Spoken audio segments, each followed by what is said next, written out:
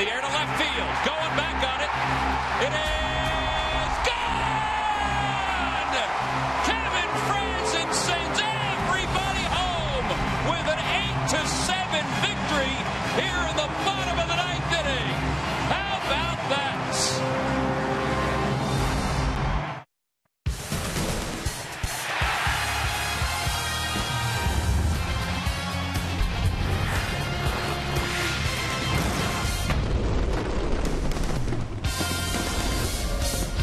Giveaways are always a bright spot at the ballpark, and today's giveaway is an outstanding one. Thanks to the folks at IBEW Local 98. It's the Cliff Lee T-shirt to all youngsters 14 and under. Something that's a keepsake for them for not only the summer, but even beyond. It's the final game of this three-game series between the Phils and the New York Mets.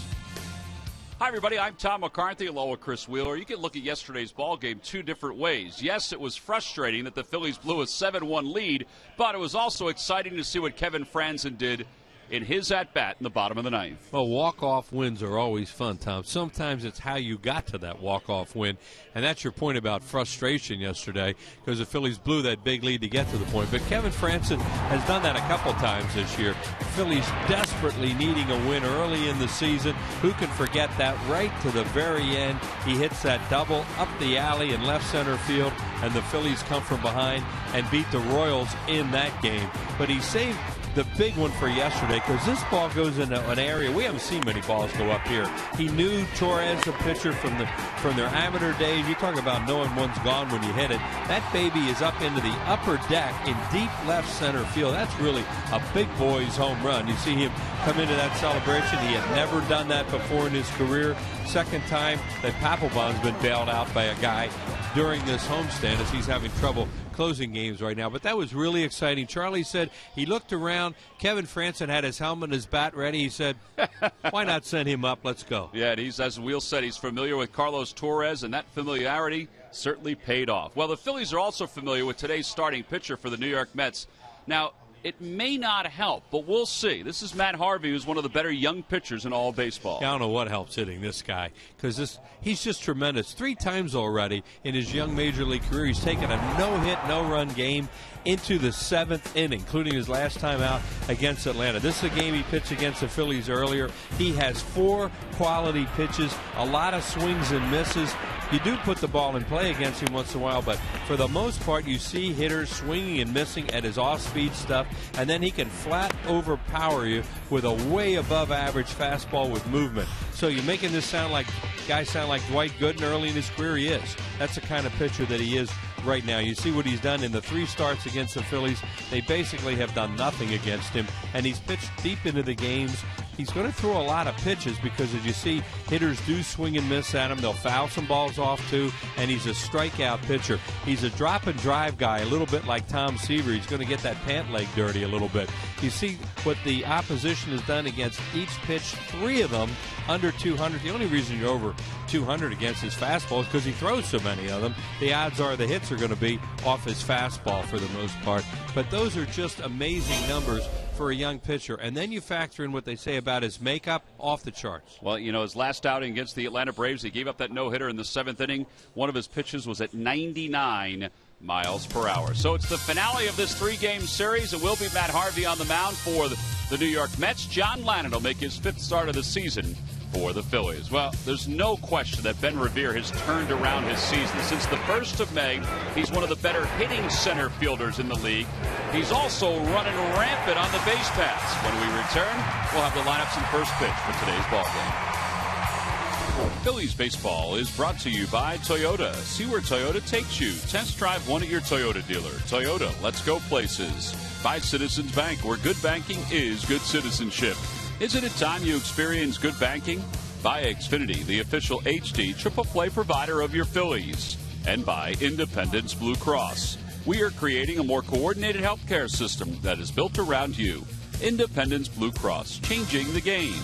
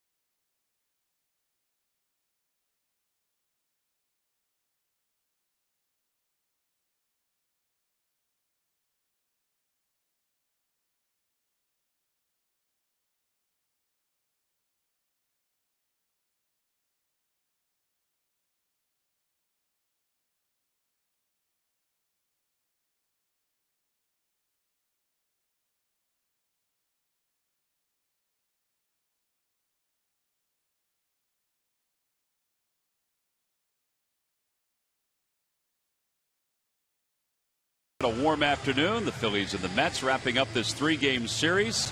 It's always nice to get a nice cool adult beverage when you come to the yard to watch a ball game. Let's take a look at the Mets starting lineup.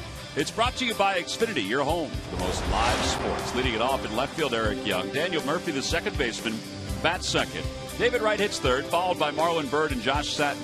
John Buck is the catcher. He'll hit sixth. Juan Lagares, the center fielder, bats seventh. Omar Quintanilla at shortstop hits eighth. Batting ninth and pitching is Matt Harvey. And they'll face Phillies left-hander John Lannon, who's already done with his warm-up pitches. The starting 9 has already left the field. And Lannon is ready to go to kick off his 5th start of the season. Well, he's the ultimate ground ball pitcher. That's what he's going to try and do. If he's throwing his ground balls and they're at people, he usually will have a good outing. And he has pretty good lifetime numbers against the New York Mets as this left-hander just off the DL. 5-4 with an earned run average of 3.46. Eric Young starts it off. Switch hitter batting right-handed. And the first pitch is over for a strike. There's Lannon's numbers. Yeah, you see John overall, more hits than innings pitched. He doesn't walk many. Really good against left-handed hitters there, and look for the ground balls. Young shows bunt, pulls the bat back. I would think they would appeal that. You see the scouting report on Lannon. Fastball is a sinker. He's not going to overpower you. The guy on the other side today, well, you have two distinctly different styles of pitching here this afternoon between Lannon and what the Mets are going to feature. Back toward the middle, off the mound, a base hit for Eric Young. And he's aboard to start the ball game. And obviously, when you're going to face a guy like Matt, today, you don't want to get far behind in the game. You just don't want Harvey to get a lead because he doesn't give up much. Well, now you have to keep an eye on Eric Young over at first. He has stolen 8 bases. Here is Daniel Murphy. Murphy was 2 for 5 in yesterday's game with an RBI. He drove that ball to left center field to tie the game in the top of the 9th inning. Yeah, that C&I hit, when you look back on it, was incredible. With Jimmy Rollins covering second, David Wright just trying to steal the bag on an 0-2 count, and then it just slowed up so much in the outfield. Great base running too, and good coaching by Tim Tuffle at third. 1 ball, no strikes to Murphy. And that pitch is low, 2-0. Murphy's back at second base today. He played first base yesterday.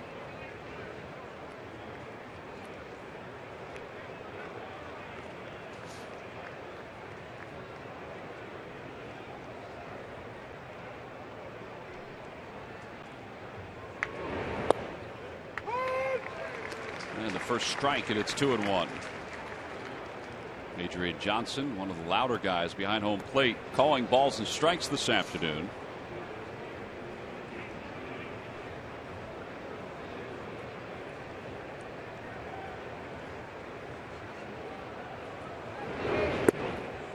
That one's just a little low. There's 3-1.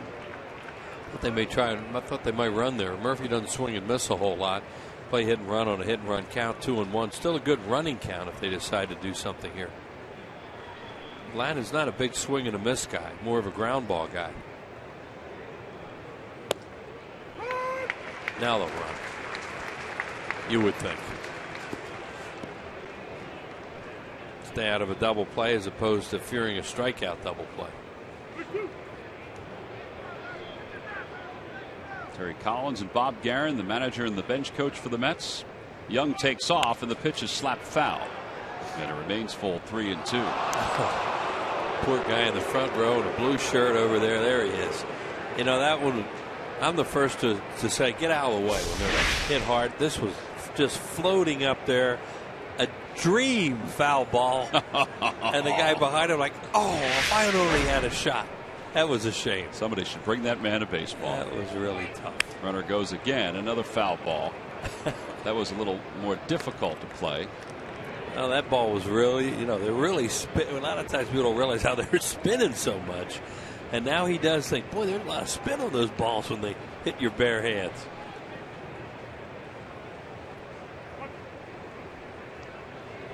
Phillies are set up to try to turn 2. Nobody out here in the first. Young doesn't go. That's a floater off the hands. It's going to drop in for a base hit. Young will stop at second. Revere got to it quickly. So the first two hitters are aboard for the Mets here in the top of the first. And if they'd have been running on that play, they would have been able to get a first and third out. But right now, it is time for our Nissan Keys to this afternoon's game. A little bit overcast right now. Well, this guy, Matt Harvey, he has no hitter potential every time he goes out there. He's really a good looking young pitcher. And the Phillies have some bullpen problems today, and they need some innings from John Lannan. Lannan's not off to the best start right now. 11 pitches, 2 hits. Here's David Wright. Wright, a 300 hitter with 11 home runs and 39 runs batted in. One thing about Lannan is he can throw a ground ball at any time and hopefully circumvent any kind of big scoring inning here in the first inning.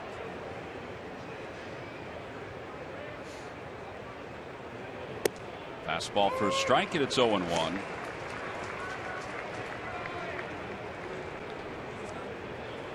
Right, yesterday scored one of the 2 runs in the 9th inning. He was the guy that scored on the base hit by Murphy. He hits that one to the alley in right center field. Delman Young ventures over, makes the catch. Young tags from second. He'll go to third. Now there's one away, first and third with one man down. A little scary now when David Wright hits the ball the other way like that. For a while he was pulling off so much he couldn't drive the ball to right and right center. Now he does. He just got that one off the end of the bat a little bit. And out, and good base running by Young. You'll see right here they're trying to come in on him out off the end of the bat, so he really didn't drive it the way that he's capable of. So they get an out of it as opposed to a 3-run homer. And now they'll set up to try to turn 2 with runners on first and third and one away. Marlon Byrd is the batter. Byrd is 2 for 5 lifetime against Lannan, his former teammate with the Washington Nationals. His first few weeks of June have been much better than the months before. And he takes inside. It's 1-0. Sure, Lannan maybe comes inside to him there and sets up a sinker or a changeup down and away and try to get that double play, get out of this with nothing. Marlon with runners in scoring position, good numbers, but just one for his last 13.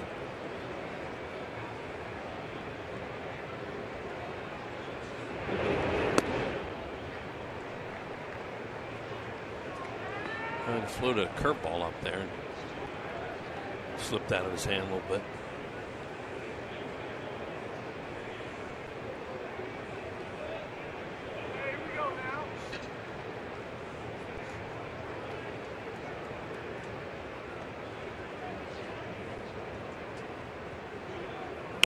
Ground ball foul, and it's 2-1. So Tuffle moved out of the way. Byrd in yesterday's ball game had a hit in 4 official at bats. He also walked. Guy who began his professional career with the Philadelphia Phillies. There were a lot of folks who thought that this guy was going to be a star with the Phils, and it just never worked out.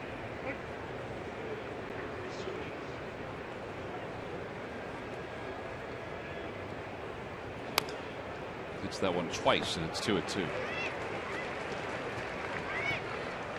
Phillies eventually sent him to the Nationals for Endy Chavez. He bounced around a little bit, had that serious incident in Boston a few years ago when he got hit right in the face with a pitch. And to his credit, he's come back and he stays in there pretty well. He's on the plate too. The guy's a tough guy. He never played scared. Another one out of play.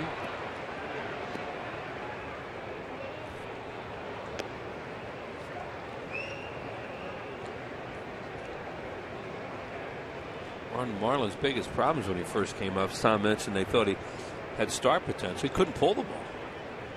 And he was a strong guy, too. And you looked at him, and his bat was just slow, and he was kind of inside out. Still a little bit like that. Hands a little bit lower now. And I guess with his hands a little lower, maybe he's quicker to the ball at this point. Off the end of the bat, down the right field line. Delman Young is over, and good catch by a fan who reached over. It was a really good grab. I don't think Delman was going to get it anyway. Right, and that's why they don't call fan interference. If he's camped under that, in position, and a guy reaches out like this, they'll call fan interference. But as you can see, it's caught before he gets there. Yeah. If he'd have gotten there a step or two sooner and that kid reached out, That's an out. It's going to be fan interference, and then the base runners stay where they are. A really good catch by the youngster. Nice catch. Too bad Young wasn't camped under it. Again, it's 2-2 to Bird. And he hits one to left field. Playable for Dominic Brown. Tagging from third is Eric Young. Brown has it. Here's his throw to the plate. It is too late. A sac fly for Marlon Bird. It's 1-0 Mets. Up to second goes Daniel Murphy, so he's in scoring position. It's really good base running by Murphy there. I don't know if they had a chance to get him at home plate the way Young runs, and the throw's not cut off. I don't know whether it was cut offable. Anyway, it probably wasn't. And Murphy does a very good job of reading that and moves into scoring position. Here's Dominic. Really not much of a chance to get him, and I don't know. Did he tell him to go through? Because it looked like he tried to fake it a little bit, did Young, that he had a chance to catch it or was going to catch it. It didn't fool Murphy. Satton's a .375 hitter in the big leagues. Takes a strike, and it's 0-1. So see if that base running there, and they've had good base running in this inning, pays off for the Mets.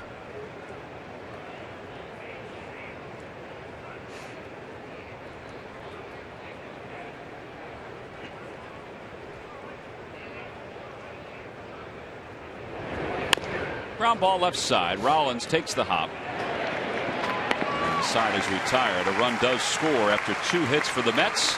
They leave one in scoring position. We go to the bottom of the first. The Mets won, and the Phillies coming up.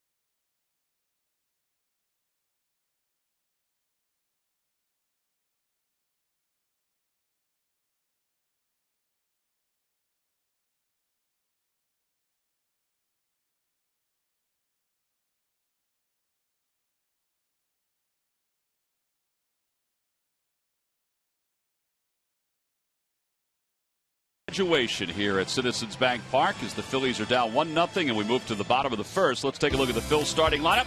It's brought to you by Xfinity, your home for the most live sports. It'll be Rollins, Utley, and Young, followed by Ryan Howard, Dominic Brown, and Delman Young.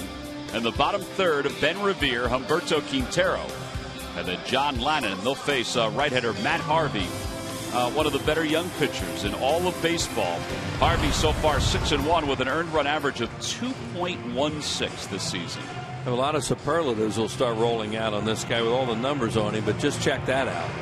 What his overall is 193 lefties, 181, 206 to right-handed batters. He has allowed 4 long balls, way under hits per innings pitched. Strikeout walk ratio is outstanding. 94 to 99 with those other pitches. And the Phillies have seen him a few times and have had very little success against him, as most teams have. And somebody's due to really hit him one of these days. It just hasn't happened. His last outing, he had a no-hitter into the 7th inning against the Braves. That was the day the Mets had a day-night doubleheader against Atlanta where he threw the day game. And then Zach Wheeler, who's one of their other top pitching prospects, threw the night game. Wheeler's been sent down in the minor leagues. Jimmy Rollins takes a breaking ball for a strike, and it's 0-1. Jimmy is the one Philly that has some decent numbers off Harvey, and he has hit a homer off him. 3 for 8 against Matt Harvey. And a dribbler foul. It's 0-2. His mechanics are really good when you watch him. He's a real drop and drive type of guy. Reminds you a little bit of Seaver, but doesn't have the pant leg dirty all the time. But when that back leg goes low and you push and drive like that, a lot of times pitchers can stay away from arm trouble because they're using their legs so much. And it remains 0-2 as Rollins, who's hitting .262 with 4 home runs this year. Watch his mechanics, how good they are. Like most guys nowadays, he doesn't wind up, but he gets that weight back on the back leg, high leg kick, and then really pushes. Oh, he just got Rollins with a curveball, and there's one away here in the bottom of the first. Very high percentage of swings and misses too on these pitches, as you just saw there.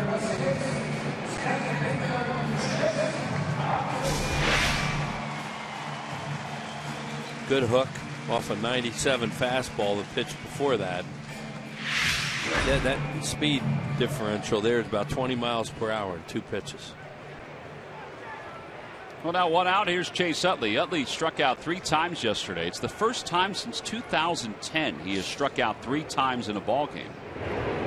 Takes a fastball for a strike. It's 0-1. Figure Harvey's one of those guys who's going to pitch a no-hitter someday.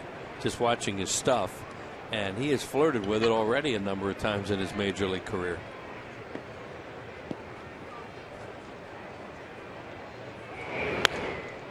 Utley fouls it back. It's 0-2.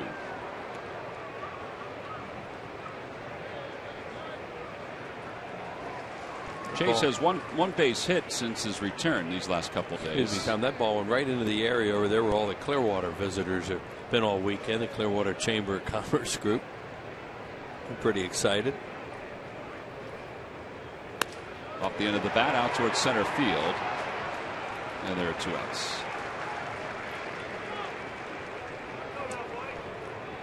Time now for our Geico quote of the day, and it comes from the manager of the Mets, Terry Collins, on Matt Harvey. He wants the reputation of being the guy you can depend on. He doesn't want anybody to ever think that he's going to come out of a game because he's tired. He is going to come out of a game if he's getting beat or we've got a hit for him. He never wants to take himself out of the game. Well, that's every manager's delight. Plus, every manager that would have this guy wants to leave him in the game because he figures, what do I have coming in behind him that's going to be that much better? 1-0 pitch to Michael Young, and he shoots it the other way. A foul ball.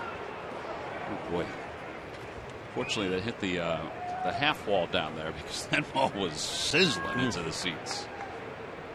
We noticed about Harvey right away last year, and the first time the Phillies saw him, is his expression doesn't change. And that's really a good thing for a pitcher if he doesn't show any emotion. They don't know what you're thinking. Breaking ball, and it's low, and it's 2-1.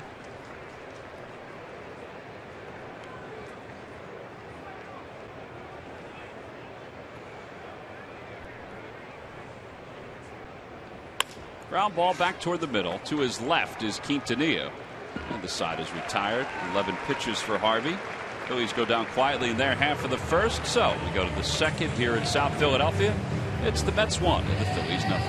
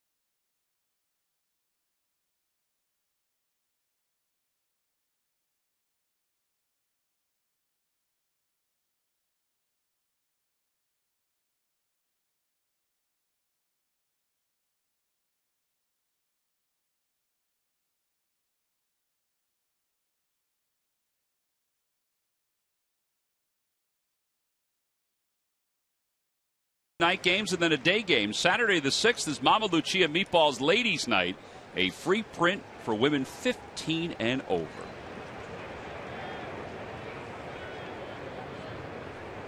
John Buck leads it off against John Lannon, fouls it back, and it's 0-1. Buck, a .215 hitter with 12 home runs and 36 runs batted in.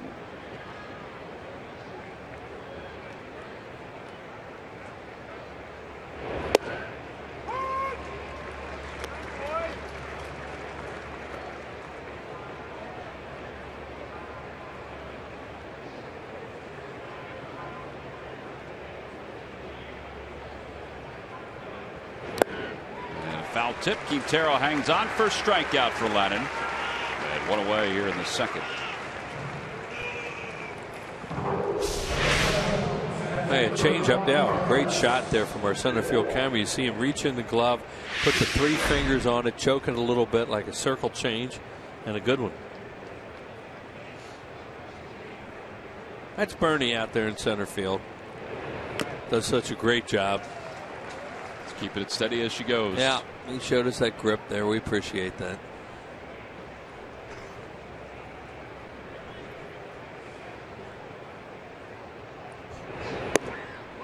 Outside, 1 ball and 1 strike. There's Bernie. Bernie's wearing the IBW Local 98 t-shirt. Our camera operators are part of the union, part of the sponsorship of today's giveaway, the Cliff Lee t-shirt to fans 14 and under. But he does such a great job on the crew.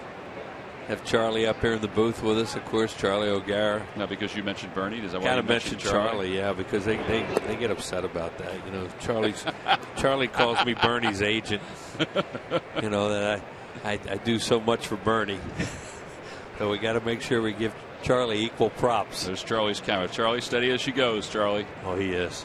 Look at him zoom right in. It's shaking. It's shaking. Swing and a miss. And that's the second strikeout for Lannon, and there are 2 outs here in the second. Great pictures from all of our crew here. Do a tremendous job. It's fun.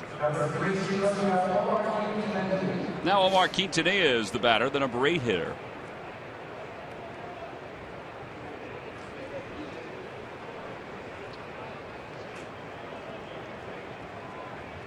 Quintanilla 282 with 2 home runs. He has 5 hits in this series. He's been a pest in this series. Bottom of their orders hurt the Phillies a little bit. Guys you don't expect.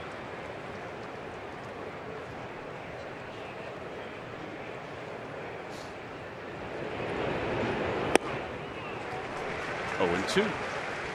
And it's starting to run his changeup out there a little bit. He got strikeouts on changeups in this inning. Now he just throws one to Quintanilla there that gets him to swing over it. So he shows he'll throw it to left-handed hitters too. Swing and a miss. He just struck out the side. 1, 2, 3 go the Mets here in the second. Lannon has retired 6 in a row. He allowed the first 2 batters to get on board in the first and a run to score, but since that time he's been perfect. Here's the first strikeout, down and away. Second strikeout, down and away. And how about the third one to Quintanilla? Down as well.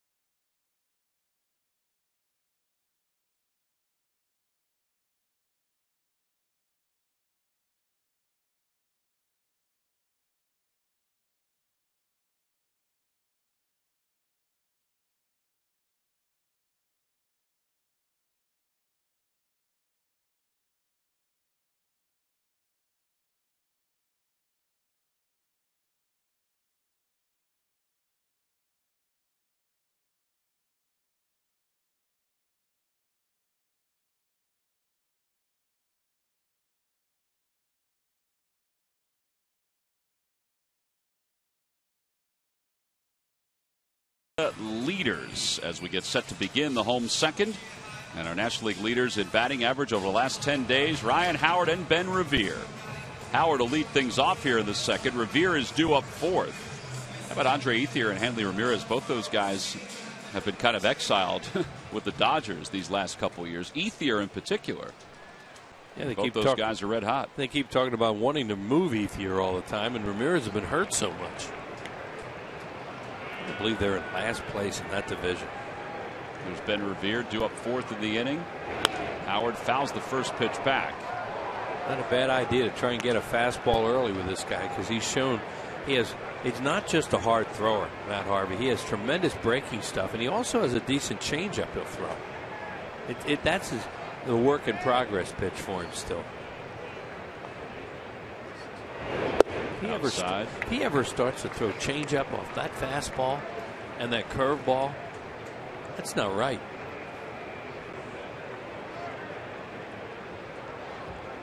Here comes a curveball. It would be nice if Ryan Howard knew that. Howard is 0 for 7 lifetime against Matt Harvey. 1 ball, 2 strikes. Broke his bat, floats one to left center field, a base hit. The head of the bat went out by Harvey. And Howard's aboard with a leadoff single here in the second. He backed up curveballs there, and Ryan stayed back enough that time to, as Tom described, a hitter right over that David Wright playing over there at shortstop in the overshift. They had him right where they wanted him. They positioned him perfectly, David Wright, but Ryan hit it over his head. Curveball, he swung and missed that. Now here's another one. That's another good one. And you talk about hitting a ball in the end of the bat. That's the end of the bat. No wonder that bat broke. Well, now Dominic Brown. Dominic is 6 for 19 on the homestand. He has 2 runs batted in.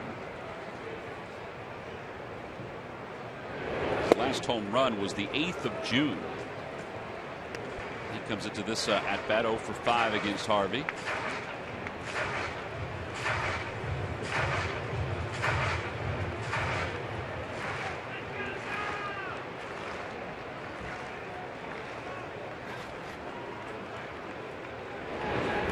In the dirt, 1 ball, 1 strike.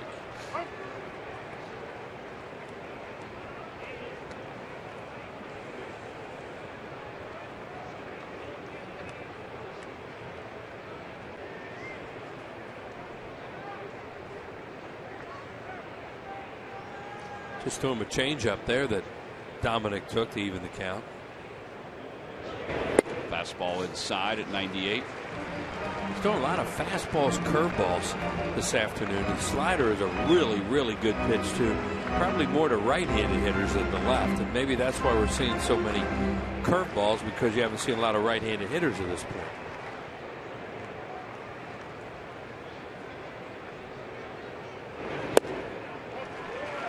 Good at bat by Dominic Brown. Real good, and maybe he'll give him a fastball and Dominic Brown can jump one. He can hit fastballs. See the way John Buck works this kid, though. He'll pitch backwards with him because he's so confident in his stuff, and that he's not going to walk him into too many traps. Howard not being held on at first. Got a good swing. It's 3-2. Lucky McDonald's Phillies home run jackpot contestant is Larry Peabody of Delaware City, Delaware. Phillies hit a home run in today's ball game, and Larry will win $100. There was that fastball one-on-one there, and he just threw it by him.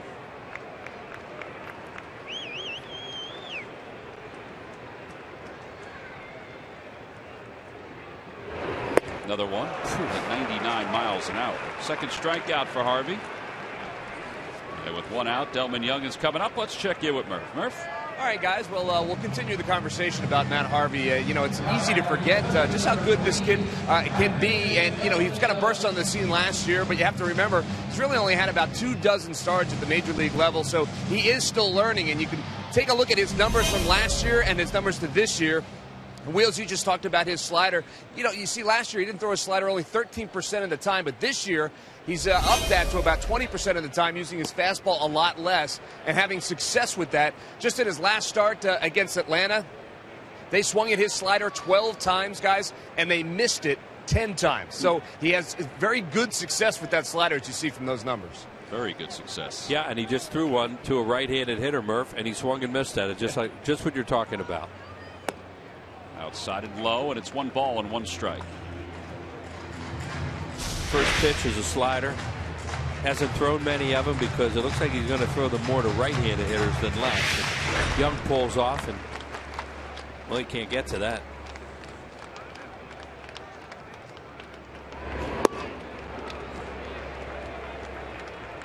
That was a slider right there, and it's 1-2. Yeah, there's another one, and that was a better one too, because that one had some serious bite down and away.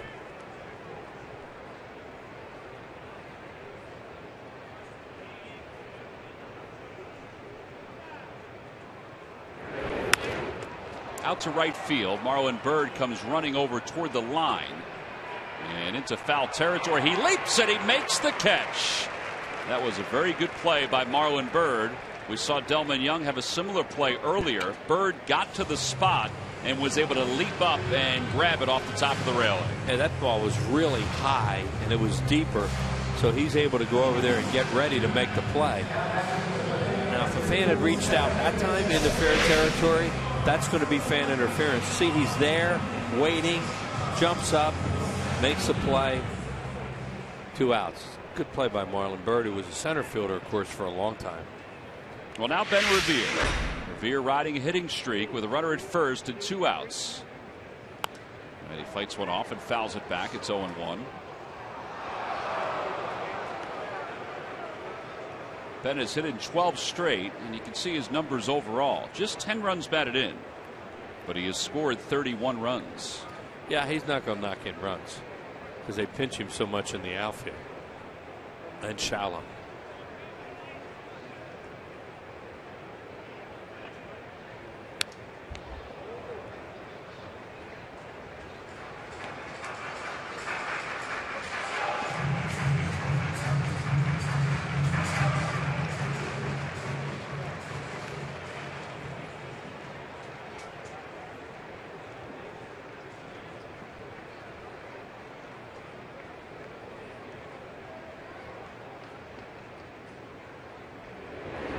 Swing and a miss. It's 100 miles an hour, and there are 3 strikeouts in this game for Matt Harvey. He allows the leadoff single to Ryan Howard and then gets the next 3. We go to the 3rd. It's 1-0 New York.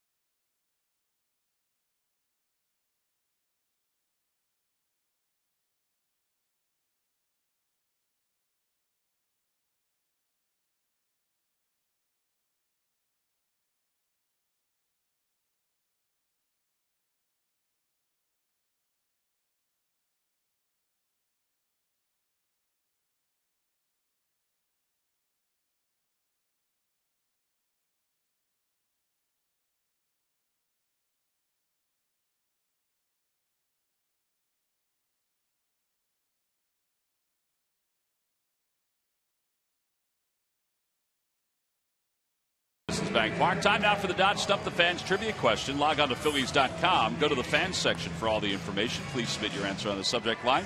Wheels, who played for and managed both the Phillies and the Mets? The answer will be revealed in the 7th inning. Is that a layup because of the question yesterday about Felix Mian and John Olerud?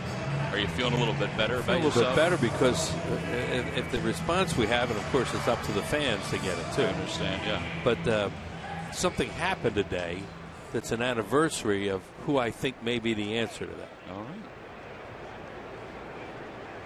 Matt Harvey leads it off for the Mets here in the third, and he lines the first pitch right at Jimmy Rollins, and there's one away. Of course, that'll all go up in smoke if wrong about who it is. Well, is that a teaser? It is a teaser, and I'm not going to tell you whether you're right or wrong. Okay.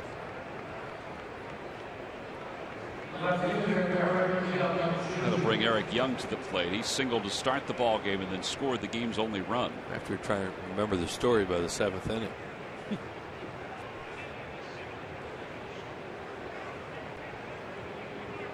Well, no no-hitter today from Matt Harvey.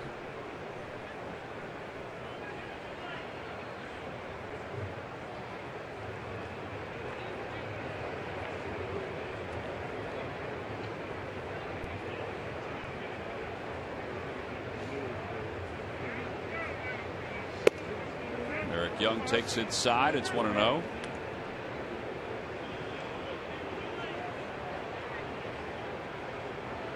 Mets just picked up Eric Young in a trade with the Rockies after he was designated for assignment when the Phillies were out there. He bunts toward the right side. Lannan off the mound, can't get it. And Eric Young Jr. is safe. I think they're going to score that a base hit for EY, as they call him, just as they called his dad. Weeknights on PHL 17, it's the Big Bang Theory. Don't miss your favorite geeks and their hilarious take on life, love, and of course, video games. It's all on Philly's #1 comedy, The Big Bang Theory. Weeknights at 7 on PHL 17. It's a good job by Eric Young, EY, as Tom was saying. Because you get so used to calling his dad EY. Well, he is. Well, they still call him. You're right. They call him EY Jr. Yeah. But Lannan falls off to the third base side there. So what do you want to do? You want to push it to the other side and make him come across. He was going to have to feel that and flip it out of his glove almost to get him.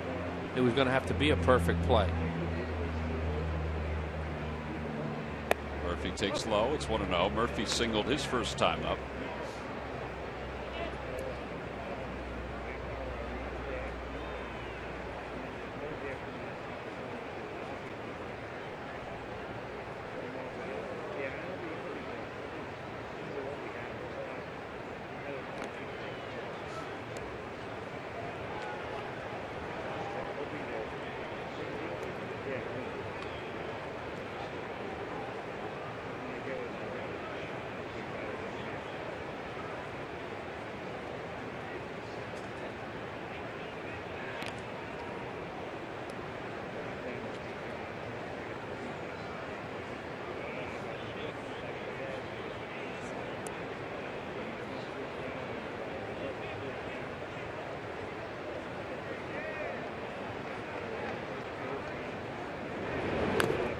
Foul ball, and it's 1 ball and 1 strike. See, John Lannan moved to first isn't much, but nice job with a slide step there.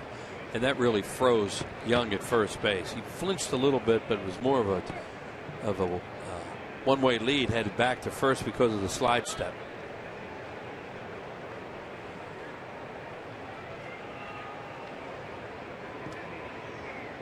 There he did it again. Yeah, and Eric Young was still taking his lead as he came to the plate. It's very difficult to run on a pitcher with a slide step. And Lannan's one of those guys that's not going to hurt him that much. It's not like he's a power pitcher that may lose something by using a slide step instead of his normal stride. Out towards shortstop, that might be 2. Soft flip to Utley for 1. High throw to first, handled by Howard. It's a 6-4-3 double play. Well, they played 999 games together as a double play combination. That may not have been the prettiest double play they've turned, but they still turned it.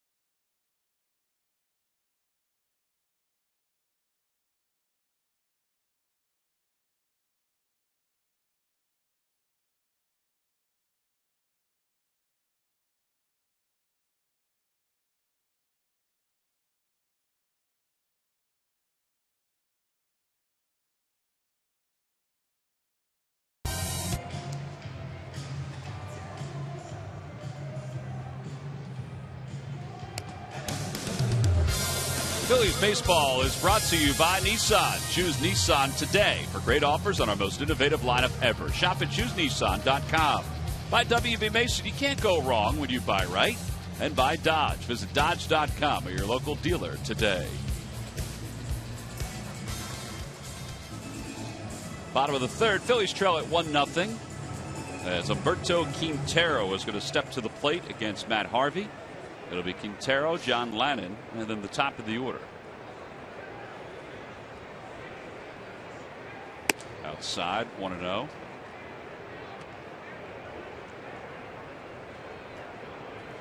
Quintero, 245 hitter on the year, 1 homer, 5 runs batted in.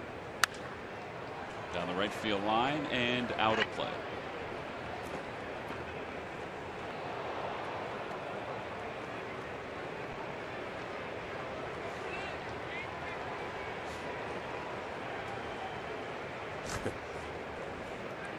Now that's cool. Yeah. Getting it away from him before he throws it. Out toward right field. Marlon Byrd going back toward the track, and he has room. A step from his scoreboard. One away here in the third. And Lannon's coming up.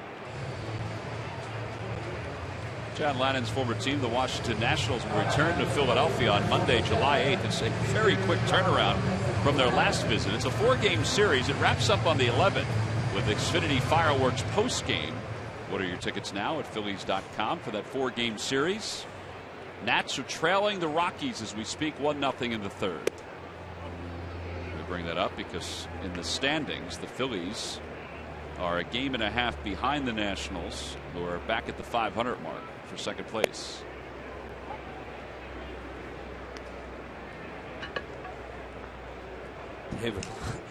David Wright is over near the line like it's the 9th inning right now. Figuring if Lannon hits this thing and he somehow keeps it fair, it has a heck of a chance to come right near the third base bag because he's not going to pull him. Let's see what will float it. Look at that, where he's playing him. It's a great idea.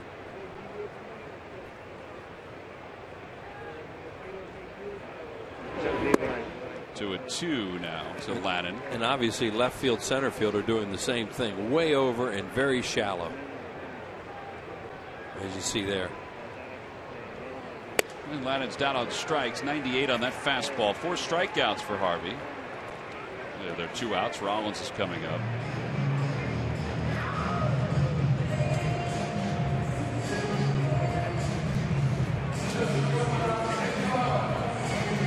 Matt Harvey's dad was his high school baseball coach. He went on to play at the University of North Carolina. Part of that was because he was drafted by the LA Angels of Anaheim out of high school. He wasn't pleased that there were so many guys selected ahead of him. So he decided to accept his scholarship to North Carolina, and then eventually the Mets took him in the first rounds. Yeah, 7th overall. 2 college pitchers facing off today. Matt Harvey from North Carolina and John Lannon from Siena in upstate New York. And then there's the Fanatic, who graduated from the College of Hard Knocks out of the Galapagos Islands. Yeah.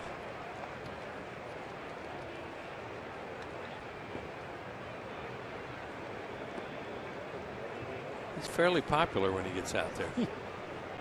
Everybody's got a camera phone out.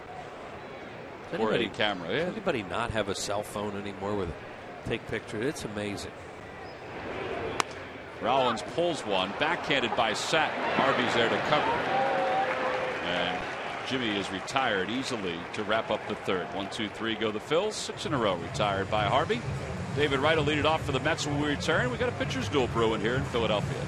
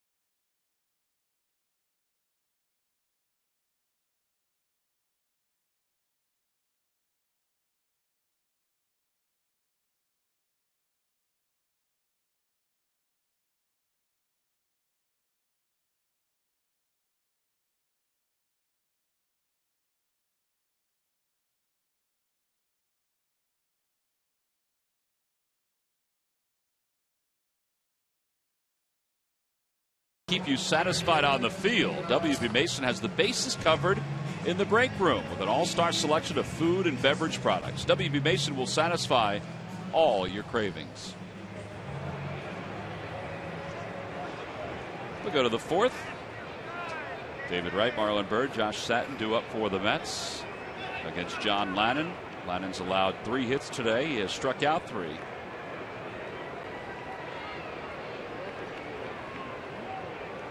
Rich Doobie talking to Jonathan Pettibone. Pettibone said after he iced yesterday, his back felt a whole lot better, so he does not think he will miss a start. Scheduled to pitch later on this week at Dodger Stadium as David Wright drills one deep down the left field line, foul into Suite 1. Hope everybody enjoyed the incoming.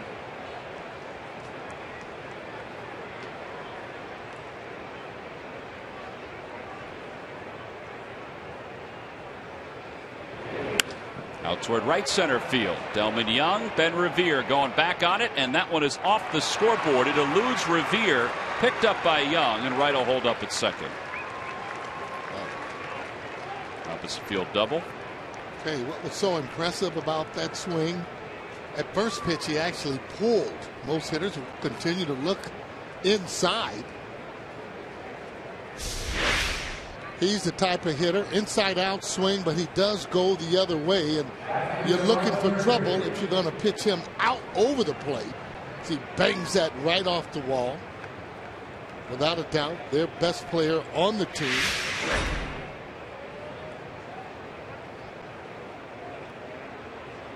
Well, he's in scoring position now for Byrd. Byrd has a sac fly today. He takes low.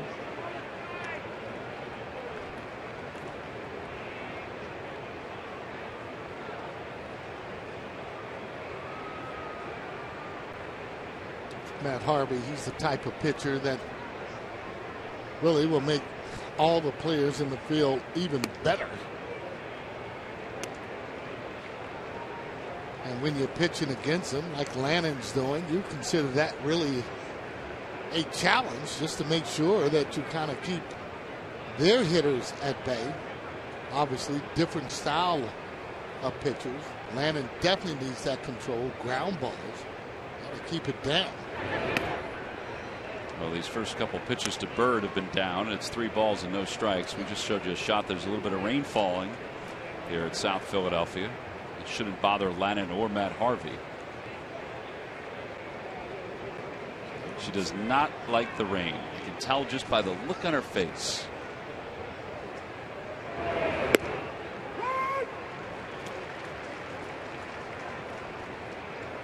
Toyota Major League scoreboard. Braves are shutting out the Brewers 4-0. Brian McCann, his 10th career grand slam. He's got a couple of those against the Phillies. Good player when he's healthy.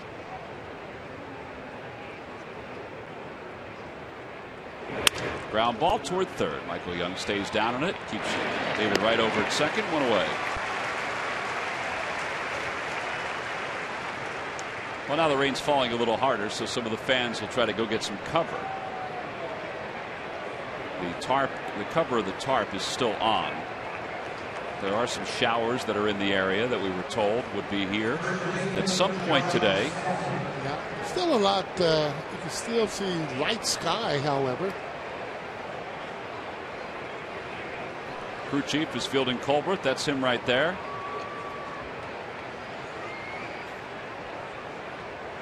It'll be up to him if he wants to stop the game at any point. Josh Satin's the hitter. Satin takes low. Brown's crew is ready.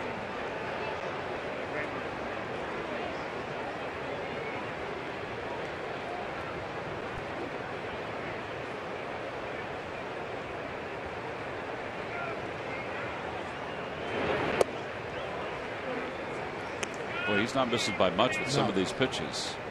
Yeah, not getting the hitters to offer at them. But he wants them to hit them when he throws the ball down so he can get the ground ball. Doesn't want to get that ball up in the air. And he did get it a little higher to David Wright. He promptly served it into right center.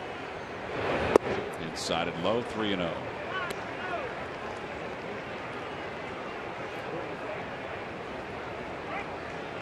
Terrell's going to go out to talk to Ladden.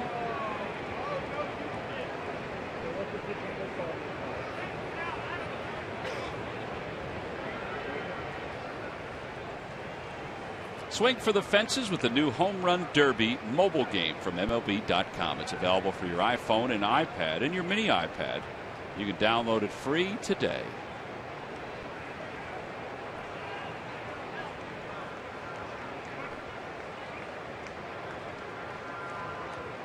Three balls, no strikes to Satin with a runner at second. Ball four, and he walks him on 4 pitches. That'll bring John Buck to the plate. Just not giving in. He's got that double play ball that he can have set up. Needs to get it on the ground. Good candidate, and Buck, not a fast runner. So I like that. It's not too bad, though. I mean, you're going to give in. You're behind on the Josh Stanton, even though, again, high average, 375. Just don't want to just throw it right down the middle. Buck takes outside. He tried to change up to get him to roll over on it. Just missing it just a little. We have marveled over John Ladden's lack of success against the Phillies over the years. He's 3-13 against them. But his numbers have been pretty good against everybody else in the East. 3-13 against the Phillies. 17-14 against everybody else with an earned run average under 4. He needs to try and start to get ahead of these hitters. Make it a little bit easier for him, even though he barely missed it. Good changeup. Ground ball to short. This should be 2. Rollins to second for 1. Utley over to first in time. Another 6-4-3 double play. Back-to-back innings. He's got the double play when he has needed it. No runs, 1 hit, and 1 man left. This ball was not hit sharply at all, but John Buck, a catcher running, so it gave Rollins a little extra time. Utley the same, and the inning is over.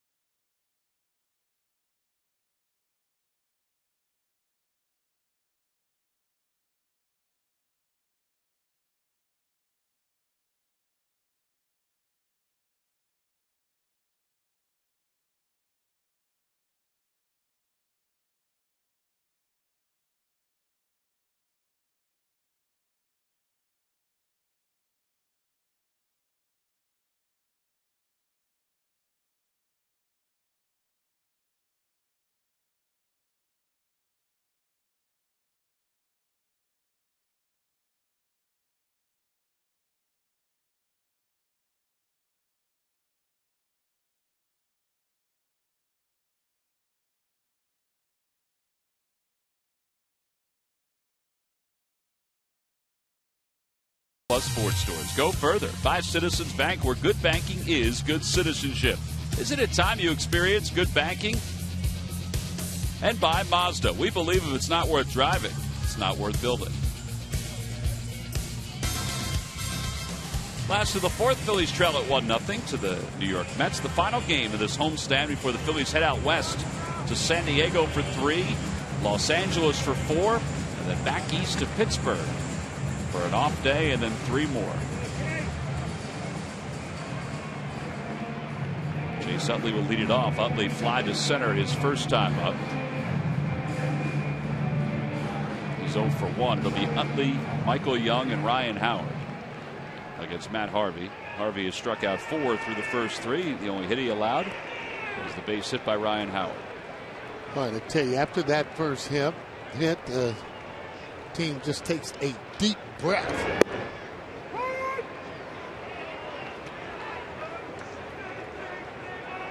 This guy's not Nolan Ryan, but I would think that's how folks felt about Nolan Ryan. Well, I mean, Nolan, though, didn't have the control that this kid has right here. That's the amazing thing about him. Being able to get 4 pitches over. I mean, you already talked about those no-hitters he took into the 7th inning. Did it against the White Sox, the Atlanta Twins. And let me tell you, the Atlanta club, I mean, they strike out a lot. But you start swinging at this guy's high fastball. That ball's hit toward the alleyway in right center field. Cut off by Marlon Byrd, who was playing deep. Then he slipped. So that enables Utley to get to second. It's a leadoff double here in the 4th. That's a good way to start the home 4th against Matt Harvey. Yeah, it sure was. And I was going to say, you keep swinging at that high fastball, you're not going to have good success. Utley picking on a breaking ball. Take a look at it, but it's up. And that's the one you'll hit, even if you're looking for the fastball as he splits the gap there. Bird almost going down. Take a look at it. It's right there on the edge there, but Utley not trying to go to third. That's about all he was going to be able to get. All right, now let's see what Michael Young can do with a runner at second base. Howard's on deck. Phillies trail it 1-0. Young trying to get that foot down early. He takes a pitch outside. It's 1-0. Well, almost impossible to hit him if you don't.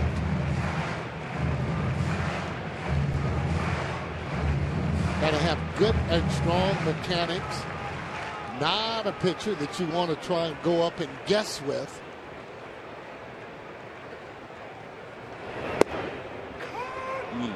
Filthy. 97 on the knees and away.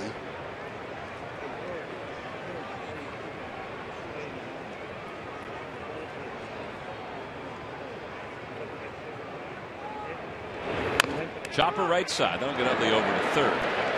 Satin will take it to the bag. So the Phillies have a runner at third with 1 out. Ryan Howard coming up. For years, StubHub has been the place to find great Phillies tickets. And this season, you can get more with your tickets thanks to StubHub Fan Rewards. So get to StubHub and grab your seats today.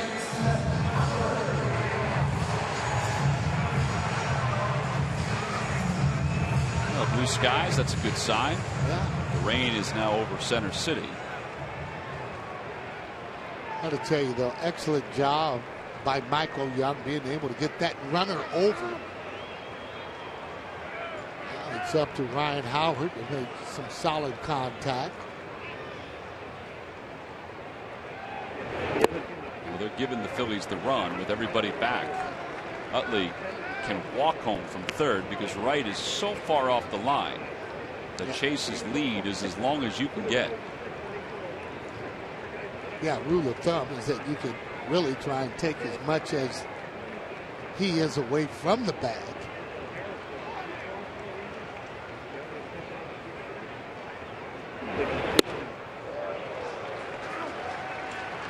On the Toyota Major League scoreboard, an update from Washington where the Rockies now lead at 4-0 over the Nats. Michael Kadires hit a 2-run home run. Rockies jumped out to a 1-0 lead. Actually, it's now 5-0. It looks like the Rockies just hit another home run. Did the dirt 3-0.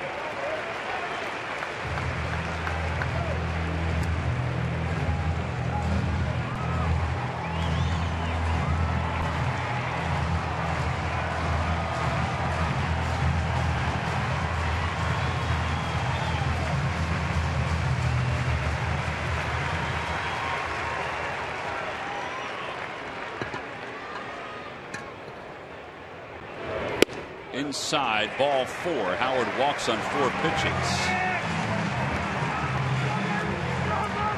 Well, we mentioned that Matt Harvey has 4 strikeouts already today. That leads us to our cold hard fact brought to you by Frost Brewed Coors Light.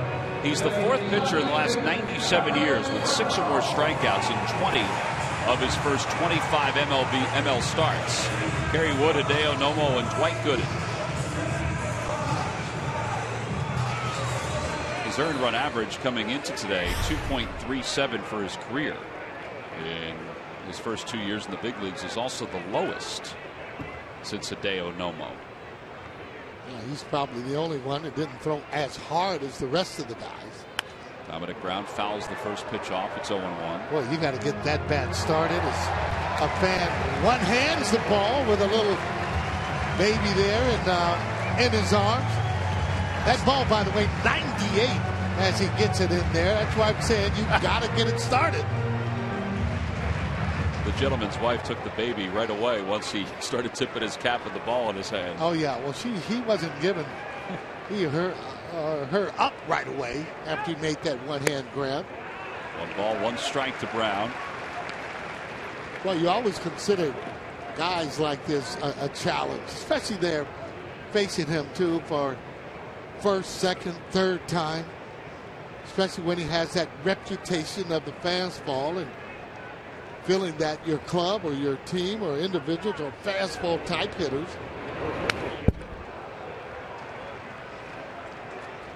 Just hate for these kind of guys to get ahead of you.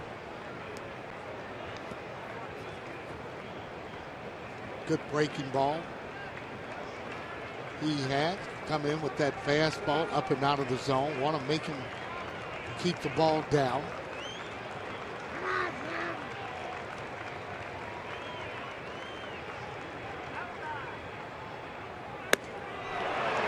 .99 on that strikeout. It's the 5th one of the game for Harvey. No chance up there. Take a look at it. You got to get it ready. And I mean, the balls may have been hitting the glove when he was almost swinging or before the swing. You know, the reason, too, that a lot of guys will swing at that high pitch, it looks inviting. Looks good up there. Very difficult to get on top of.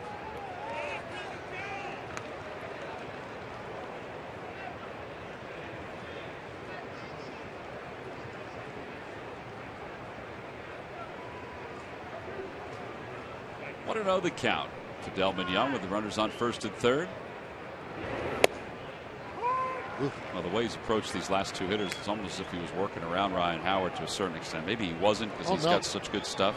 That's a good call. He was going to make Ryan, I mean, hit his pitch, and you saw he was in with 98. It wasn't as if he was going right at him. No. Ground ball towards shortstop. Quintanilla will flip to second, and the Phils strand a runner over at third. They've left 2 in this inning, and 3 overall, no runs, 1 hit, and 2 men left. We go to the 5th. Phillies trail at 1-0.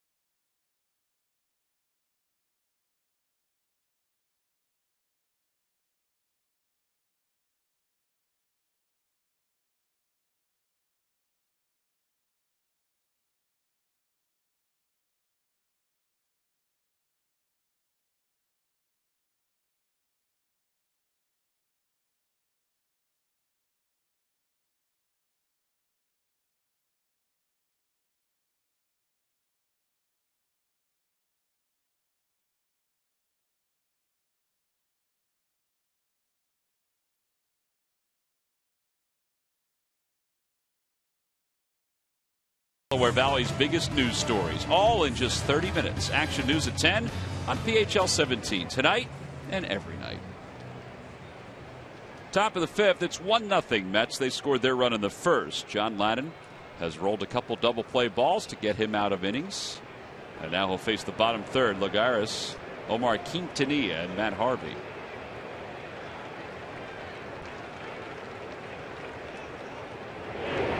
First pitch on the outside corner. It's 0-1.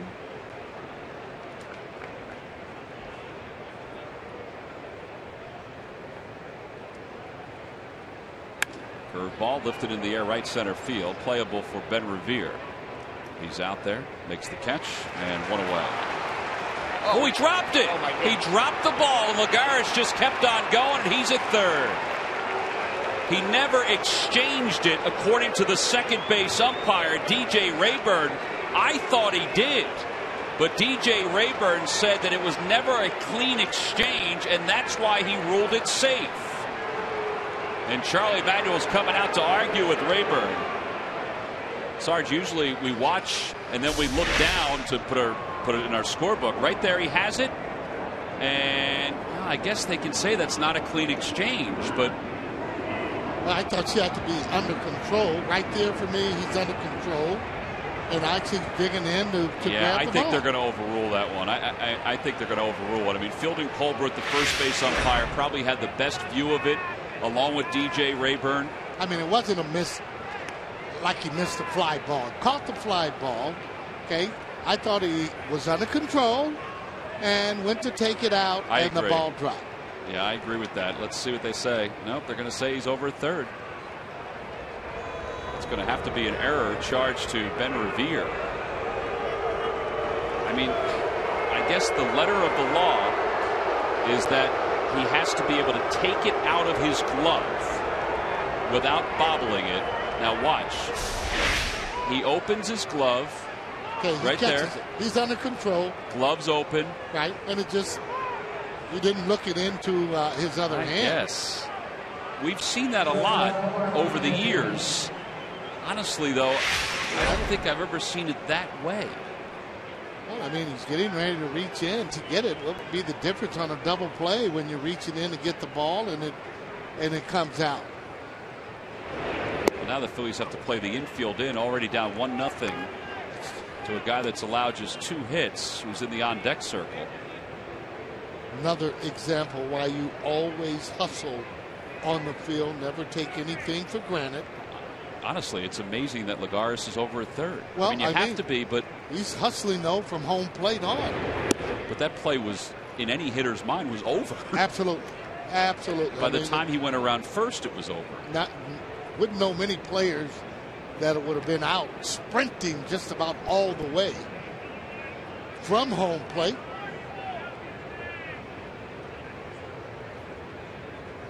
Well, we talk so much about replay and where it is right now in the game of baseball. That would have been a play that they would have gone in and looked at, I think, a second time. Now, again, according to the rule, you have to make a proper exchange as an outfielder from glove to hand. And I guess letter of the law, he didn't do that. But I agree with what you were saying. His glove was open and under control. The play was over. Well, I did the same thing on Dave Kingman on catching the ball, went out over the ballpark, caught the ball, came back on the field, okay, kind of jumped up, went to take the ball out of the glove, dropped on the ground. They called it an out. That's on tape, by the way. Swing and a miss, 3-2. So I think it's more judgment. I just felt I that agree. you have to I be, do agree with you on that. You know, in control of it, and I thought that Ben Revere had control of the ball. Well, there's so many rules in the official rule book. Jason Stark did a great piece the other day asking people to go through the 10 rules to see what you would get. When he laid out the rules, it was a test, basically. Yeah. It was really neat because there were some real odd rules that you don't see every single day. According to the rule book, you have to make the exchange from glove to hand. But again, he was under control, took a step, and was basically just throwing the ball in to throw it around to finish up the play. Well, judgment call, I would imagine. Yep. Ground ball to shortstop. The runner holds up at third. 1 away. Great pitch. Well, before the ball game today, speaking of pitches, John Giannini the head basketball coach at LaSalle University, who's been very successful, whether it be at Rowan University, at Maine, and now at LaSalle. Took his team to the Sweet 16. Got a chance to throw out the first pitch today, and he's down with Murph. Murph, take it away. All right, thank you very much, C-Mac. Yes, Dr. John, it has been a good year for you and your players and your university. You got a chance to throw out the first pitch today. We just saw that. What kind of thrill was that for you? It was a big thrill. I grew up with baseball being my favorite sport. I used to see the Phillies at Wrigley. I grew up in Chicago and remember a lot of Philly great players and just loved it all. So to be on a major league field and throw from the rubber, it's big time. It is very cool. Now, speaking of cool, the run to the Sweet 16, you really guys captured the city this year. And, when things are going well for a Philly team, Philadelphia has your back. What was that run like as you guys made your way to the Sweet 16? Well, we knew it was really important for all of us, and we knew people were excited. The NCAA tournament's a huge stage. In fact, the TV ratings just came out, and it was ahead of a lot of the NBA finals and the NHL. So it's a big stage. People really rally behind us. Even here today, people are extremely nice. But, of course, it comes down to good players, and once you make the tournament, you have as good a chance as any to win. And you and I were just talking, and I said, I guess recruiting's over for this year. And you said, well, you know what? We already started on 14 and 15. It never ends, right? No, it doesn't. And again, I'm blessed to have not only really good players, but really good kids. We have good chemistry, and we certainly want to keep that going. Well, it's good to have you here. Congratulations on the first pitch, and congratulations on a terrific season, and good luck next year. You're welcome very much. It's great to be here. Real good. Guys, we'll send it back upstairs. All right, Murph, thank you very much. As Harvey fouls the 1-2 up the third baseline. Well, Dr. John, who has a Ph.D. in kinesiology from the University of Illinois, won a Division III national championship at Rowan. That's where I first got a chance to meet him. His career numbers 436 and 287. Wow. This year, 24 and 10 in that Sweet 16 appearance as Harvey sends one in the air to right center field. Nobody's going to get that one. It's a one hop off the scoreboard. Lagares scores from third. It's a 2-0 ball game. An unearned run, and it's a shame. An RBI double. And that's his second double of the season.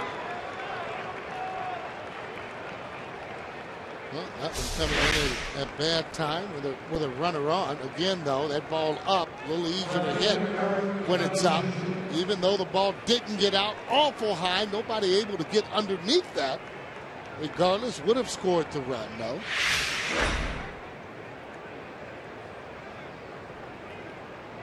Eric Young is 2 for 2.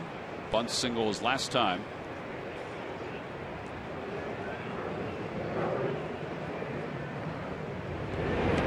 And he lines one down the left field line. That's going to score Harvey. Young runs well, so he'll at least get 2 out of it. It'll be an RBI double. It's 3-0 New York. And Eric Young is 2 for 2. Making a strong bid to try and stay on this team and be able to start. I'm sorry, 3 for 3, Sarge. Yeah, that bunt single.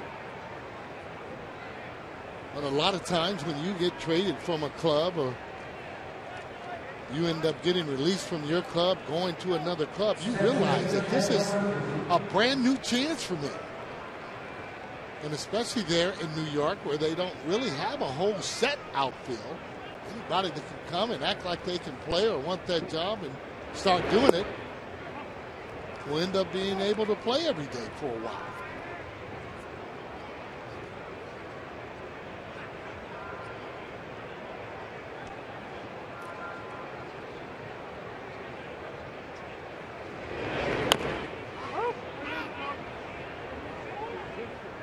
The ball off the foot of Murphy. 1 ball, 1 strike. See where that ball goes, right off the foot.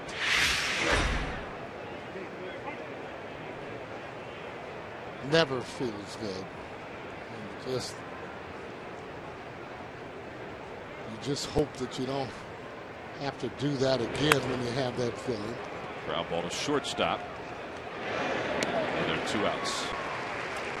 Usually that pitcher tries to throw the ball right in the same spot where you end up swinging and hitting the ball off your foot.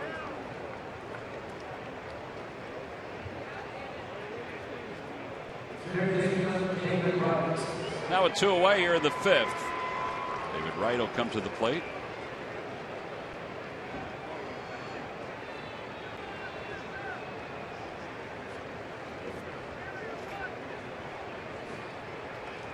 Wright doubled his last time. He's also flied out to right.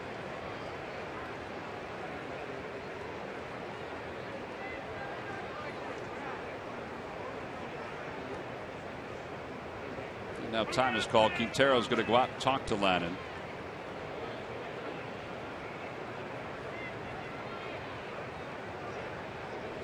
See the pitches by inning.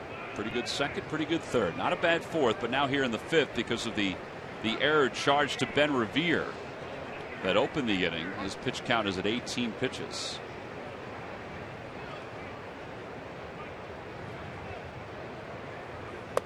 Wright takes low.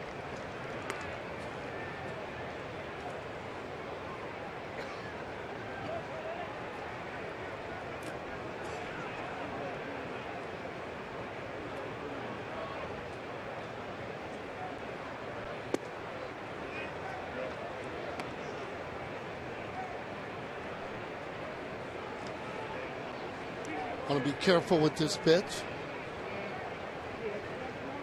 Still a little manageable, even though only 2 hits. Out toward right center field. He needed to be careful, but he wasn't. That ball's off the scoreboard. It'll be the 3rd double of the inning. And it's now 4-0 New York. It's almost given in to him right there. Ball out over the plate. Right on the left-hander. Not going to pull off of that ball. Yeah, I thought maybe he'd work around him. I know, it's only the 5th inning. Work around him and just face Marlon Byrd. Well, again, best hitter there on the team, hitting 300. See that ball out over the plate? That's exactly where he wants it. He's sitting at 2-0. It might as well be right down the middle as he rifles that ball in the right center. Marlon Byrd is 0 for 1. Rich Doobie goes to the phone. They're going to get somebody up in the bullpen. J.C. Ramirez, you would think. There's a ground ball to third. Michael Young has it. Throws across the diamond. Side is retired. This inning did not begin in the right way for the Phillies. Ben Revere made a seemingly easy catch on a fly ball by Lagares, but the second base umpire, DJ Raybird, even though he was under control there, ruled that he never made a clean exchange, and then the inning unfolded from there.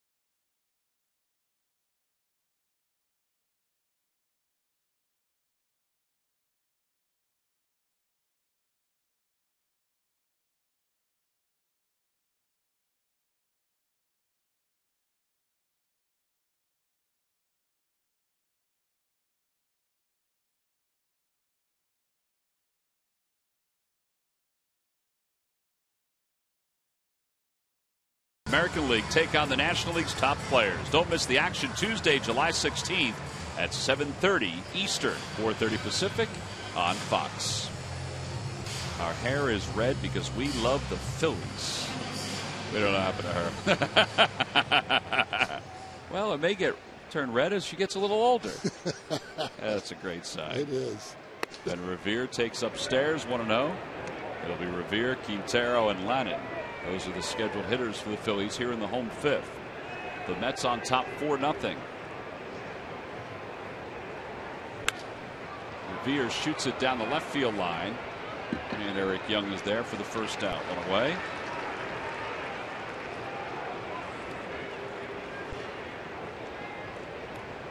Better Revere came into the dugout talking to Juan Samuel and Dominic Brown about that particular play. He had it, took a step, he's got it. Then he realized he had to go get his bat and his helmet. He was leaving things off. It's just a shame, though. I mean, end up getting a 3-base error and just kind of start the engine there for the New York Mets. And obviously, this guy's not going to give up a lot. That's why, I mean, total concentration you need. But now that offense needs to, go to work. Got to let that pride get in there and then have some good at bats. Over to third, backhanded by right. Deep third, long throw, 2 outs.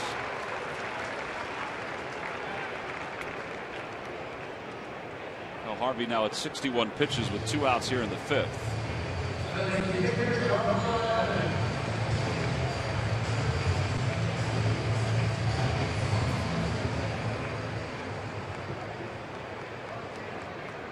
John Lannon struck out his first time up. And it's 0-1. Doesn't really come all the way over the top, but over the top enough for me where you can kind of really be able to see that ball. It's a ground ball over there to third. David Wright. Yeah, this is an easy inning for Harvey as he gets them in order on 6 pitches. It just took less than 2 minutes to get done. The Phillies go down quietly in their half of the fifth. They go to the 6th here at South Philly.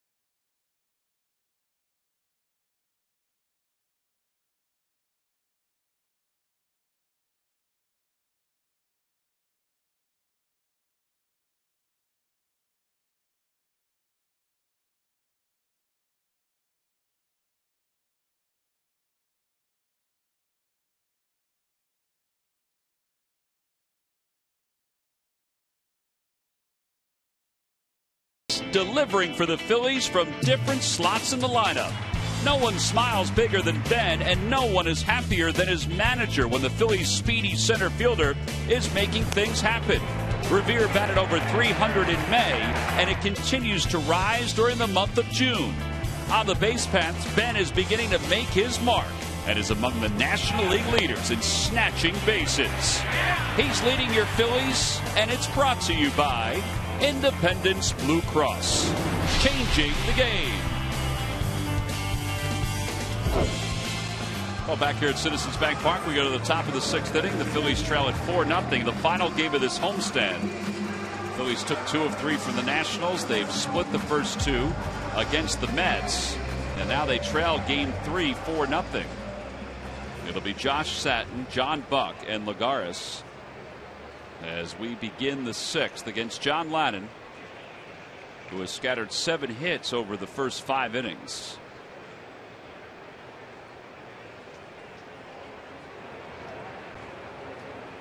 Satin takes low, 1 ball and no strikes.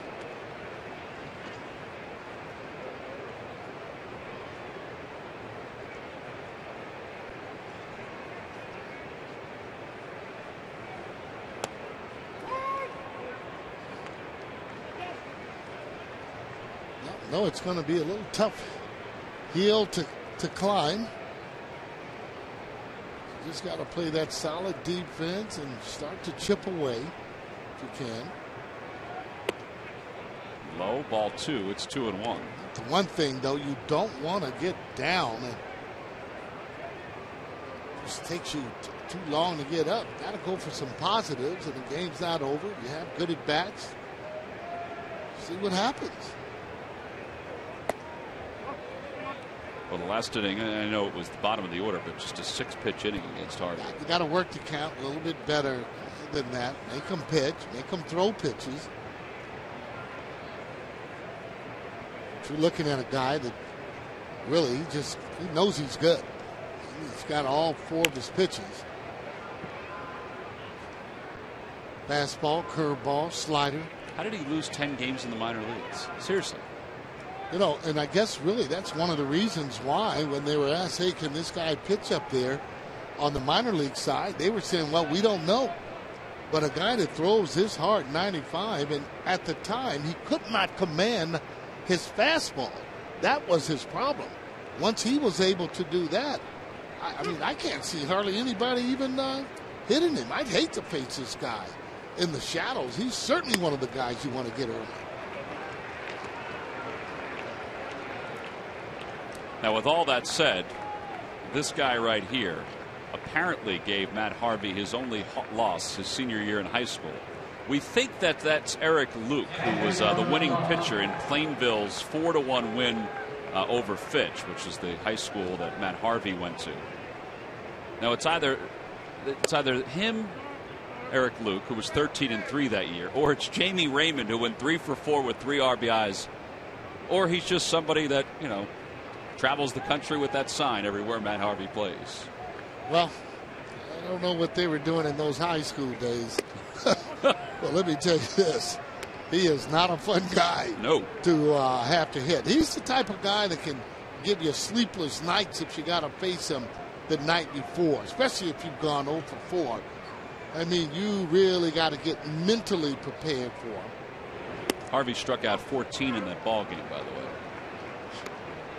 Man, that's good pitcher. I mean, 98, 99. He averages throwing 95.1. Only pitcher that throws a little bit harder, Strasburg, which is 95.4. Pick your poison. 3-0 to Buck after Satin works out a leadoff walk. Buck takes a strike. It's 3-1.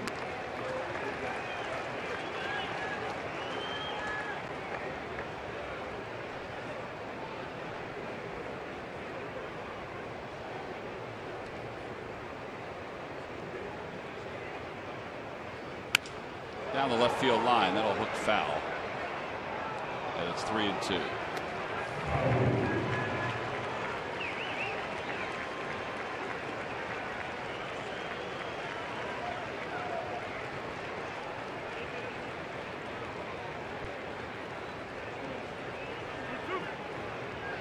John Buck has kind of come back down to earth, got off to a terrific start.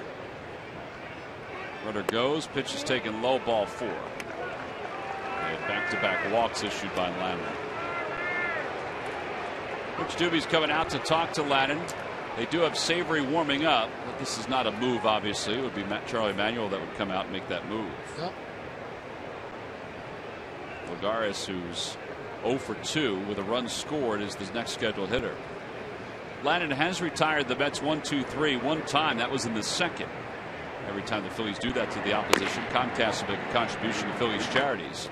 Phillies baseball is brought to you by Xfinity, your home for the most live sports, giving you all your favorite sports all year long.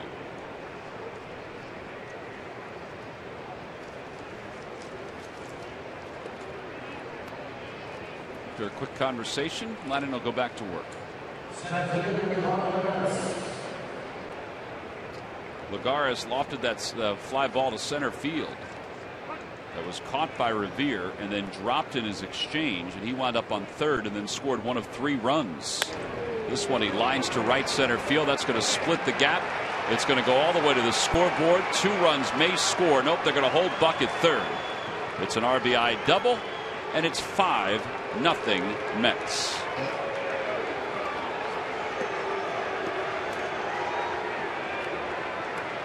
Well, Rich Doobie had the last trip, and I think Charlie, yeah, here he comes. Charlie Manuel's coming out to take Lannan out of the game.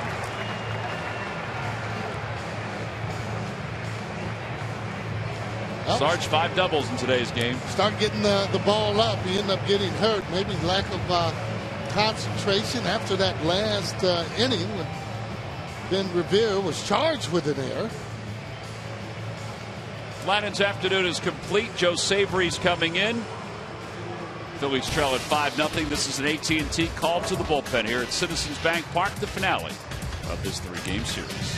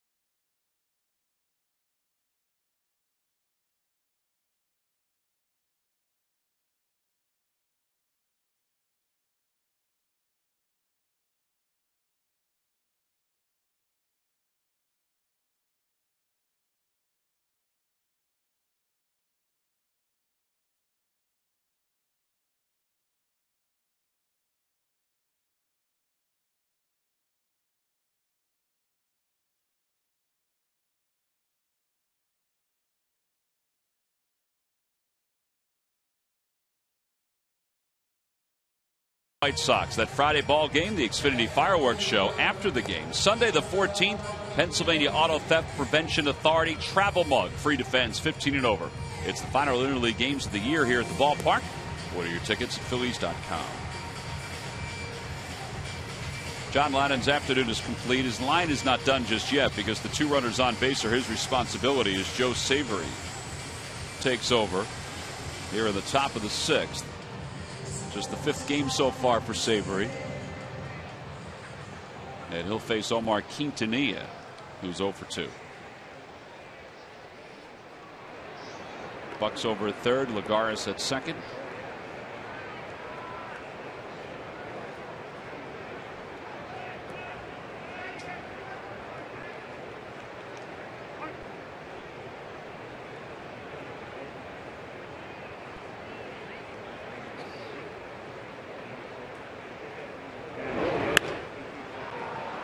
Dominic Brown ventures back. Buck tags from third. Brown's throw goes to third, and it's 6-0 New York.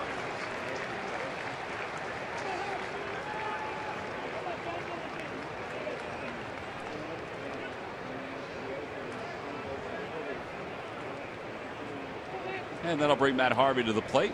As Quintanilla and Buck are congratulated.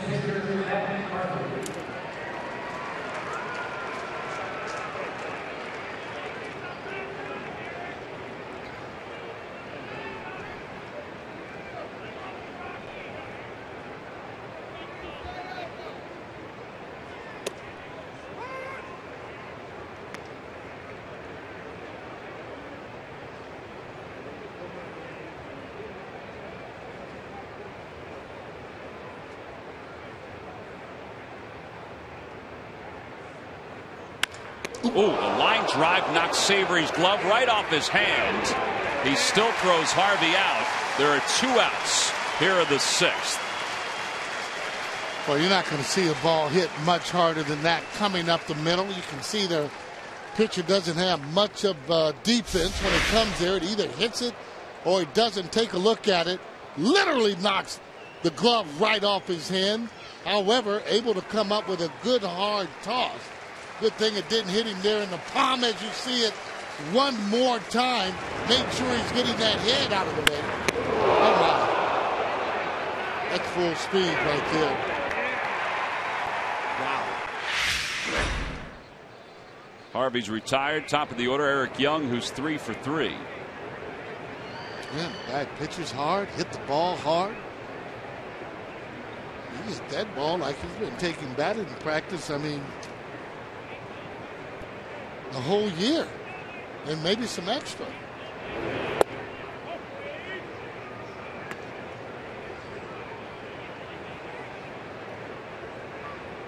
Hey, you got to maybe start pitching him like a regular hitter, at least from the left side if you're a left-hander. Seem to have pretty good cuts against him. He came in hitting just 121, but he's hit 2 balls hard.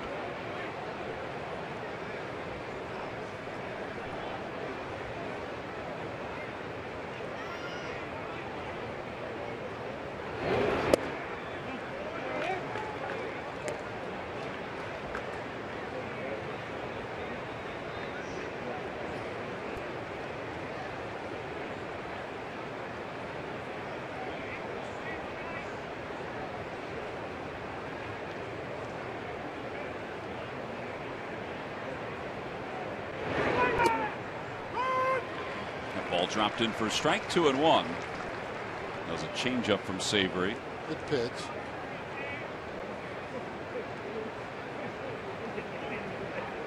With that fastball type of arm action. Little dribbler out towards shortstop. Rollins has to hurry. Side is retired. 2 runs scored for the Mets in the inning. Savory does his job as he gets the 3 batters he faced in order. And we go to the bottom of the 6th with Mets up 6-0.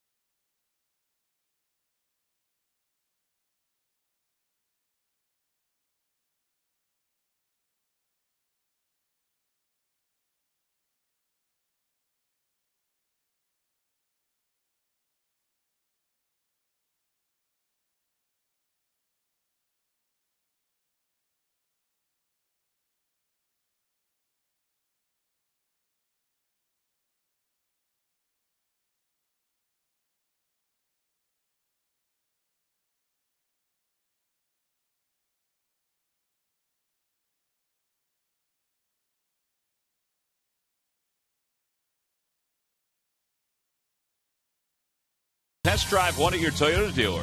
Toyota, let's go places. And buy McDonald's. I'm loving it.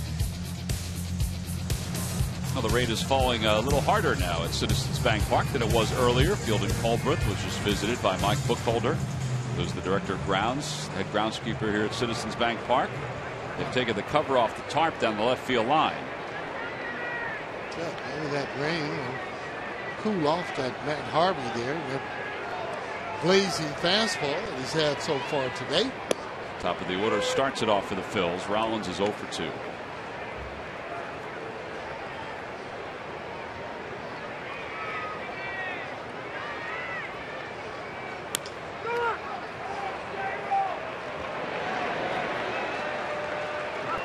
Six in a row retired by Harvey.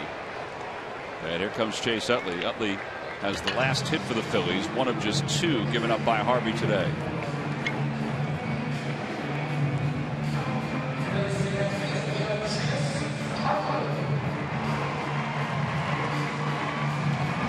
Got to tell you though, he's got some presence out there on that on the mound.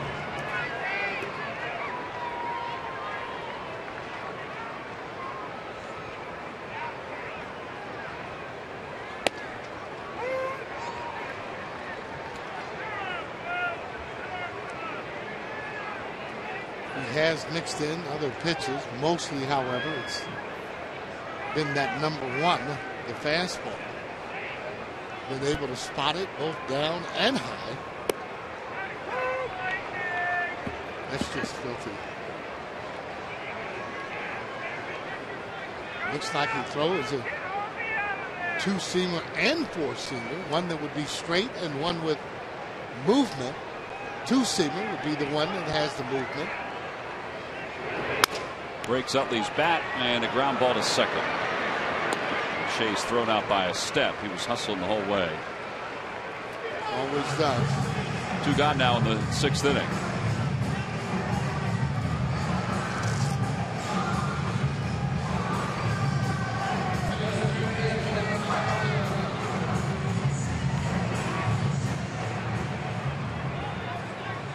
There would have to be something drastically wrong with a kid like this that throws this hard, that has that command, for you to say, hey, I don't think this guy is ready. At this particular time, I mean, even though Kerry Wood had some great success in coming up, don't think he was really any better than this kid right here. Filthy changeup.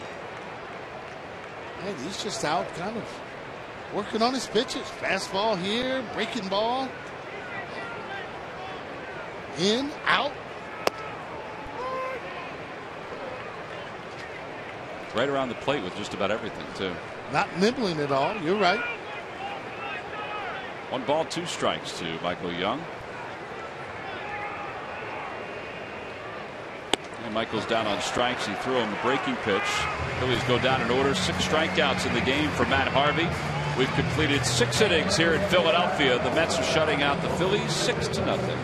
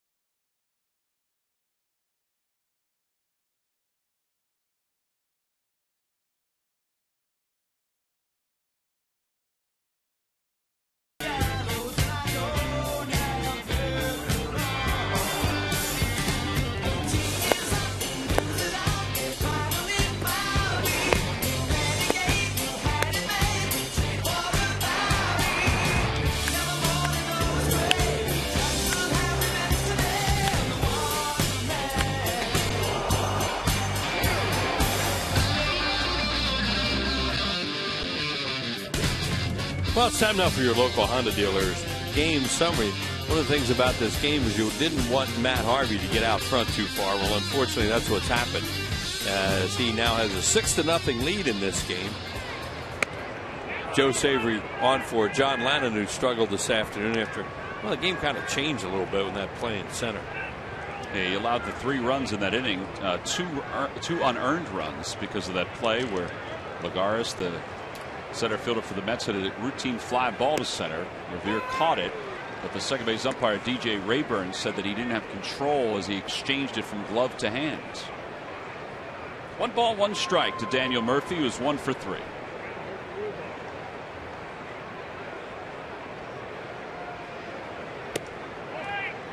A little gummy out there, but they didn't want to stop play because they knew it's going to be probably come through quickly. That's what you're hoping.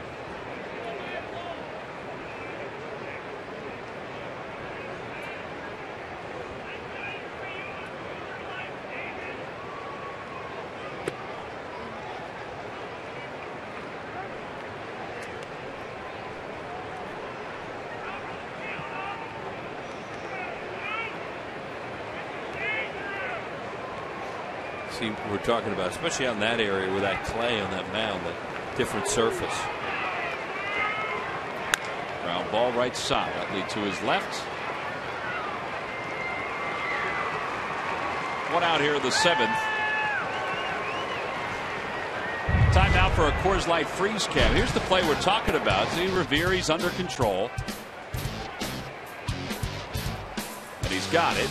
And then there, the ball is coming out into his hand, opens his glove, and he just dropped it. And the second base umpire, DJ Rayburn, ruled that it was not a catch because he did not make a clean exchange. Right, and by rule, he's right.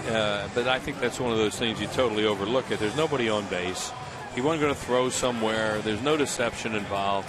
I don't know what the other umpires would say if they, after watching them. Maybe they say, hey, the kid made the right call and that's all we want. But in that case, it seemed a little strange to make that call. And whether or not they would have scored in the, later on, we don't know. Phillies still haven't scored, but that's a non-call right there. Well, the crew chief, Fielding Colbert, has decided to put the tarp on the field as the rain is picked up here at the top of the 7th inning. So we are going to be in a rain delay with the Mets shutting out the Phillies 6-0. Yeah, just as we said that, it just raining too hard, and it's starting to puddle up a little bit out there. So they really have to do this. Grounds crew getting the tarp on the field as quickly as possible. They will have some work to do once they get the tarp off, because as Will said, it had muddied up a little bit from the rain that had fallen over the last inning or so, and even the rain that fell earlier in this ball game. We expected there would be some showers coming through the Delaware Valley at some point today. We saw some come in about an hour ago. This one looks to be a little thicker, a little lengthier. So that's why Fielding Colbert decided to put the tarp on the field. So the Mets lead at 6-0 here in the top of the 7th with 1 man down, while we sit and wait through the rain delay here in South Philadelphia. You'll get a chance to sit back and enjoy an edition of the Charlie Manuel Show, and we'll be back to update you as soon as possible on the weather forecast.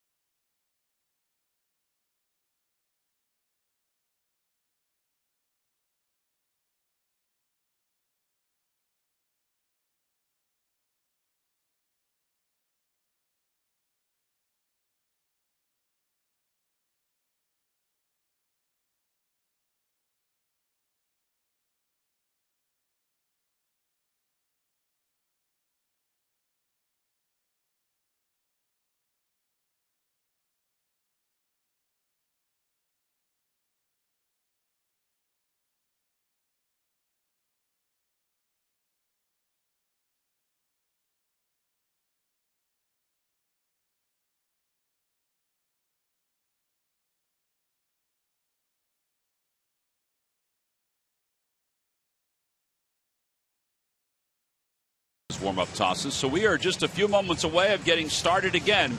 The grounds crew threw a lot of diamond dry around the base areas and in certain spots around the infield after they took the tarp on the field. I think the concern is they want to try to finish the game up before another line of storms come through the area. So we'll resume with one out here in the top of the 7th inning. The Mets on top 6-0. David Wright does not have a count to him yet. He'll be the batter against Joe Savory. We do understand from the Mets front office that Matt Harvey is done. They will not let him continue in the bottom of the 7th inning. So LaTroy Hawkins has started to throw in the bullpen for the Mets. So here's Savory's first pitch to David Wright, and that's over for a strike.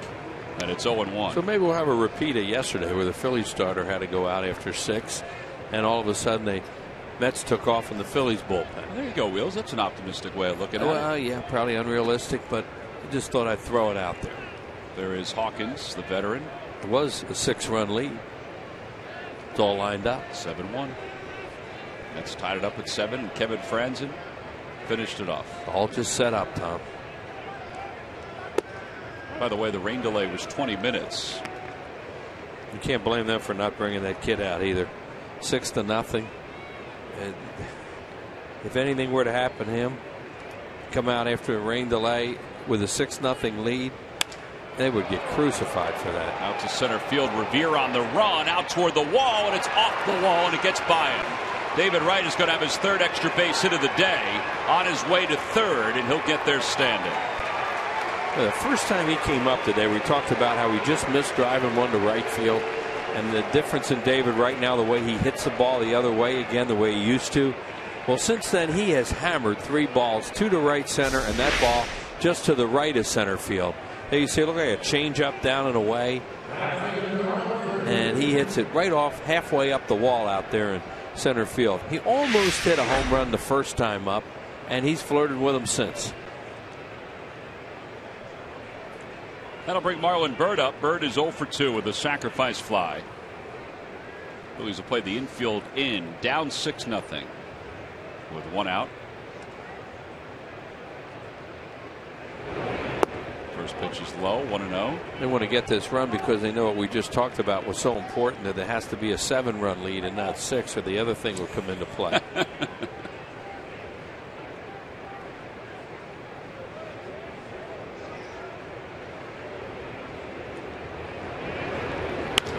Out towards center field. That'll get the run home. Revere on the run. Turns his back. Reaches out. Can't get it. It's off the edge of his glove.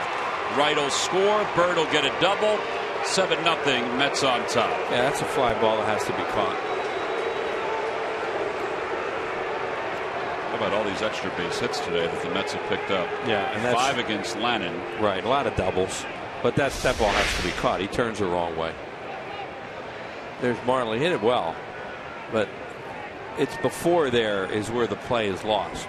At that point, he doesn't catch it. But it was lost before that on the route that he ran. Here you go. Watch what happens. See, right here, he gets turned completely around and now can't reach out far enough to catch it, where if you run the correct route after that, that's an easy fly ball out, the sacrifice fly. So Bird's at second. 10 hits now for the Mets. And Josh Satin is up. He's 0 for 1 with a couple of walks and a run scored. First pitch is low and in. 1 ball and no strikes.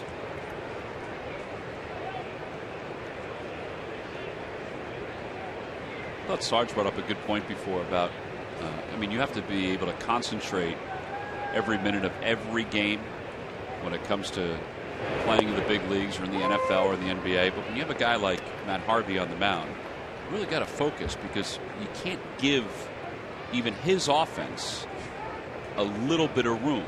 Right. Brought that up at the beginning of the game in the first inning, that if they were to get any kind of a lead, you were going to be in trouble here today. 1 ball, 1 strike to Satin. And it's 2-1. You look at Matt Harvey's numbers, and the odds are you weren't going to get a whole lot off him. And they had 1 shot at him with a runner at third and less than 2 outs, and he stayed there. Looked like he pitched around Ryan Howard in that at bat, and then just went right after Dominic Brown, because he had been dominating him with fastballs, and he did it twice. That's smart. That's probably has Buck probably had a lot to do with that, the veteran catcher.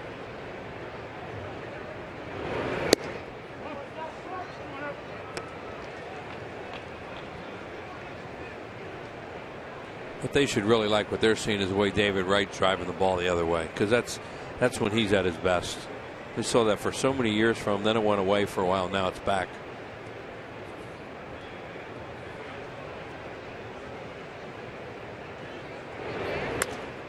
Popped him up. Ryan Howard into foul territory. He's got room.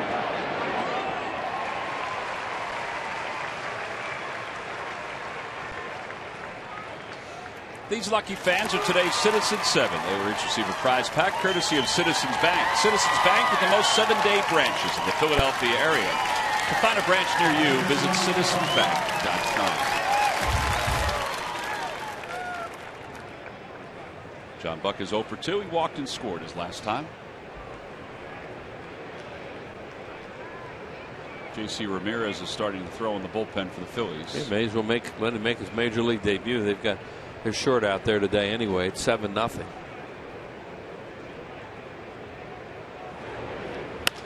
Out to right field, Delman Young. He got turned around, but is able to recover and make the catch.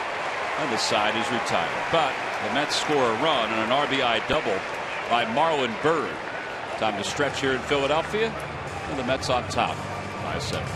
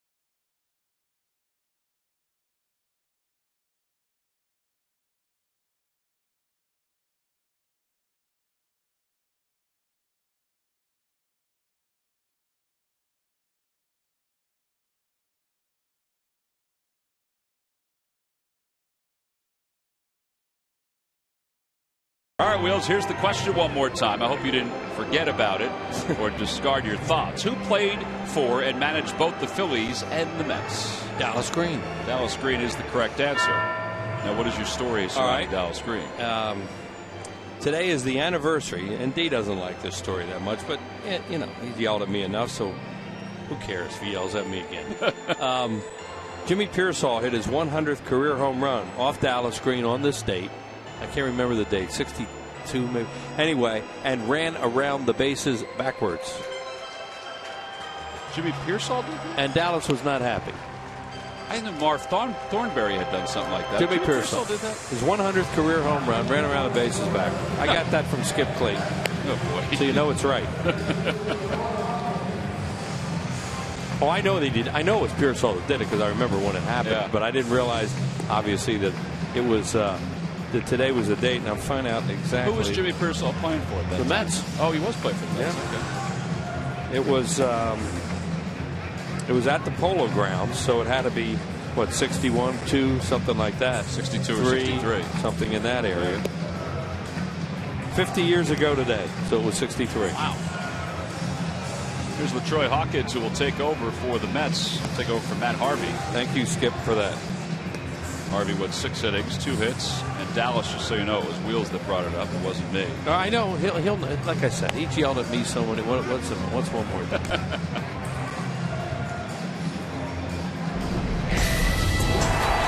Well, this guy is the real deal, to say the least. Talked a lot about it before the game started. Matt Harvey is just a brilliant young pitcher. Great fastball.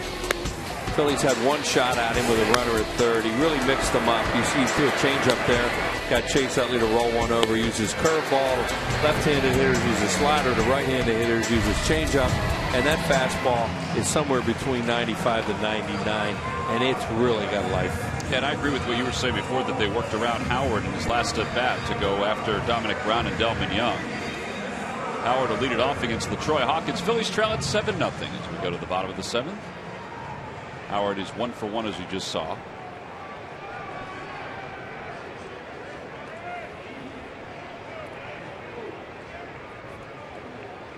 Three-man overshift on.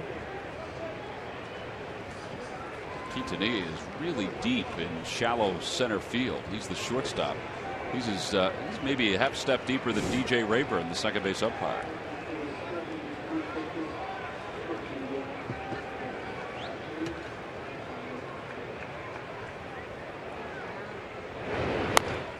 Ball foul. It's 0-2 now to Howard. And what the Mets, of course, are looking for right now is just some mop up with a 7-run lead and not let any drama get into this game the way it happened yesterday.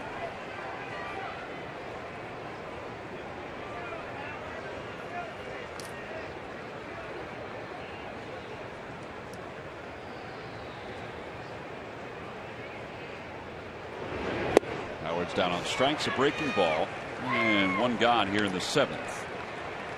That'll bring Dominic Brown to the plate. Let's check in with Murph with the Major League Notebook. Murph? All right, thank you very much, T-Mac. Brought to you by Gwinnett Mercy College. And the Washington Nationals have another injury to deal with.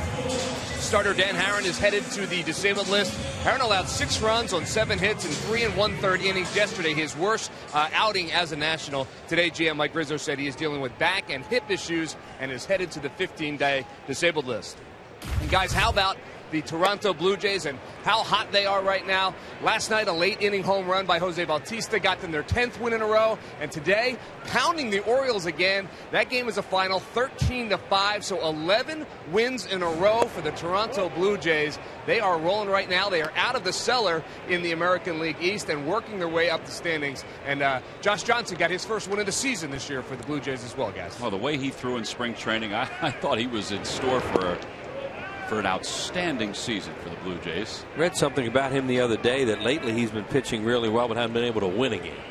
So early on he got hit around a little bit, and as you said, watching him in spring training, you think that was going to happen. Dominic Brown is swinging a miss. It's 2-2. Well, if the Tampa Bay Rays beat the Yankees today and they're tied at 1 in the 6th, and the Red Sox wind up losing to the Tigers, and that game's a 1-run game in the 7th, then from 1 through 5 in the American League East will be separated by 5 games. Wow. Dominic Brown lines one to center in a leaping grab like Lagares, and there are 2 outs. I think they were 10 or 11 games under 500 when they started this streak. Blue Jays, what's their record? They're 38-36. So yeah. They were 23-31 at the end of May, and honestly, John Gibbons, who was brought back by Toronto, some people question whether he was the right guy. Yeah.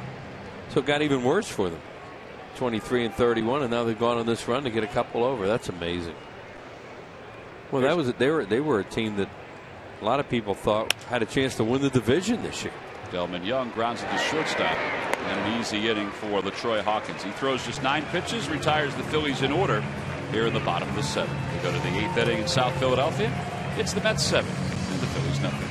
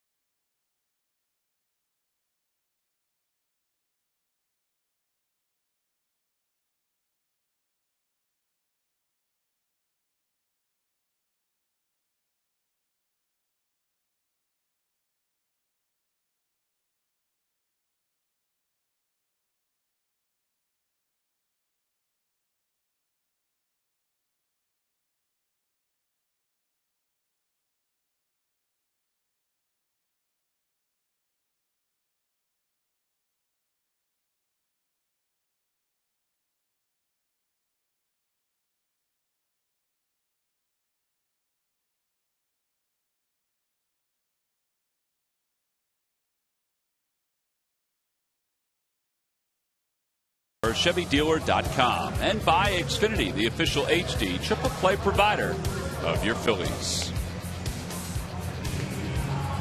We go to the 8th inning. John Mayberry takes over in right field for the Phillies. And as part of a double switch, J.C. Ramirez will make his major league debut with the Phils. Ramirez in 23 games at Lehigh Valley was 2-2 with an ERA of 6.53. He began the season with the Reading Fightin' Phils. And he's on to face the bottom of the Mets order. Lagares, Quintanilla, and then a pinch hitter for New York. Lagares is 1 for 3. Doubled homer run his last time up. Scored a run in the 5th after he reached on an error by Ben Revere.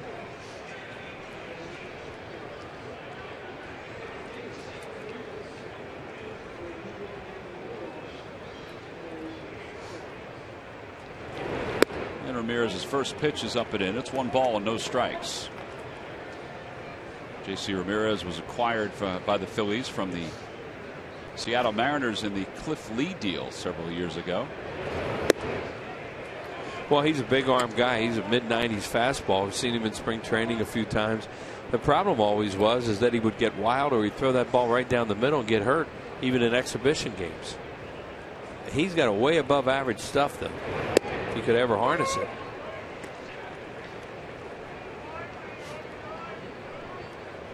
A little bit like Alma in that they both are big arm guys that haven't been able to do what you have to do to succeed up here.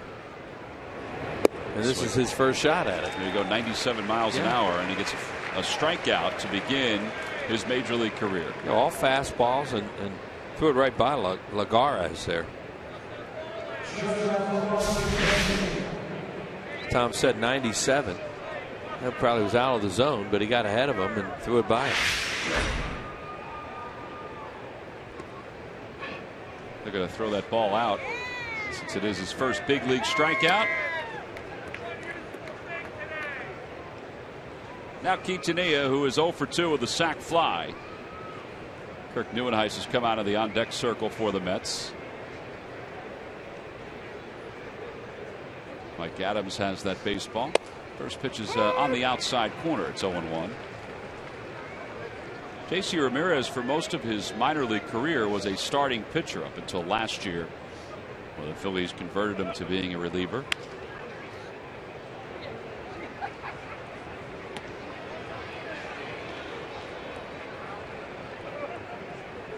Little girl pretty happy down there. She waited out the rain delay to see him throw a breaking ball or a changeup just to see what's there.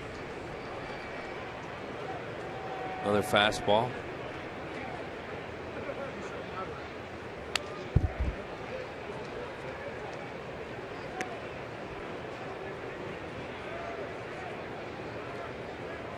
Now the Brewers are pulled to within 2, 6-4 in the bottom of the 5th against the Braves. Braves are 10 games over 500. There's that breaking ball Wheels was looking for, and it's a called strike 3. Back-to-back strikeouts for Ramirez, 2 outs. Little backdoor slider, high 80s.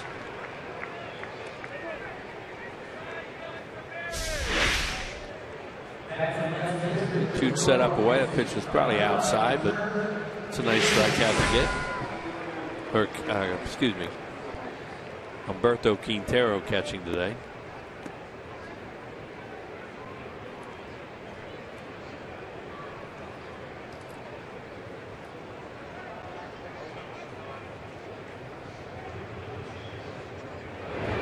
Swing and a miss.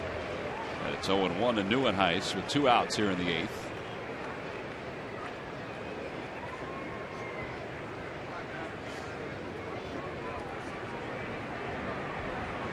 Brendan Lyon in the bullpen.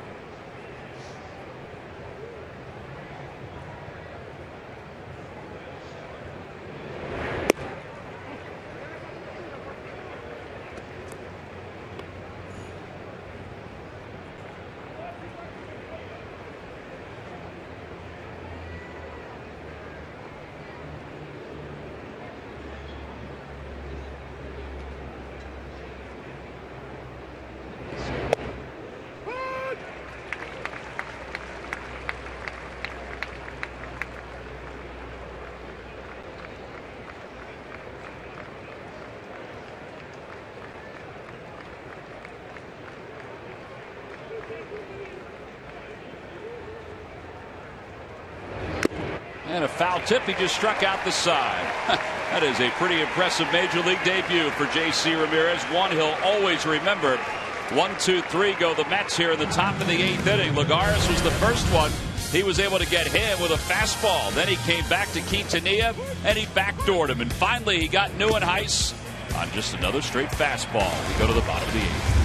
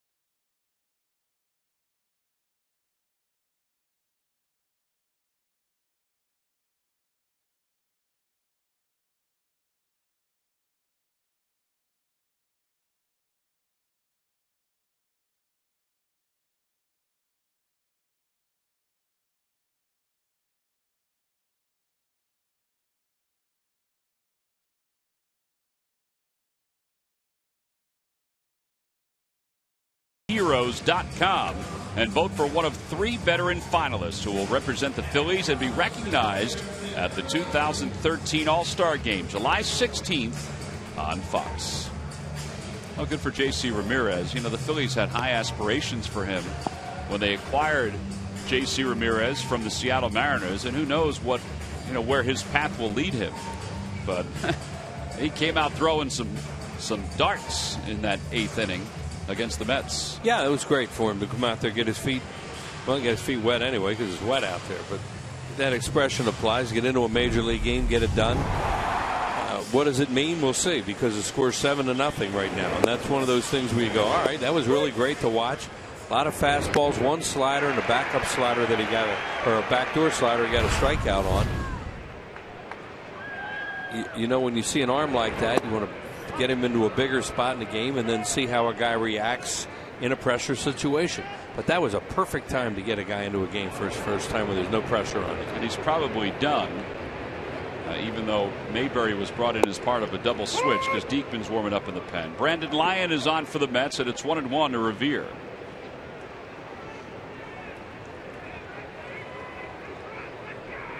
Revere's 0 for 2 today.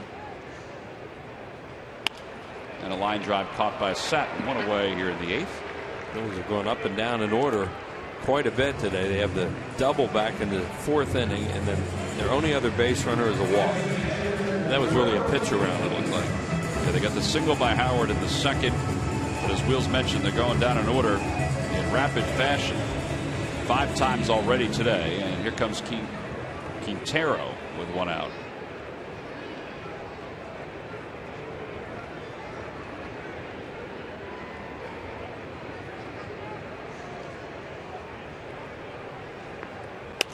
Quintero swings at the first pitch.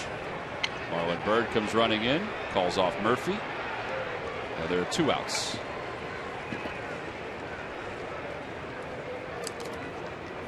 And now John Mayberry is due up. There's Diekman.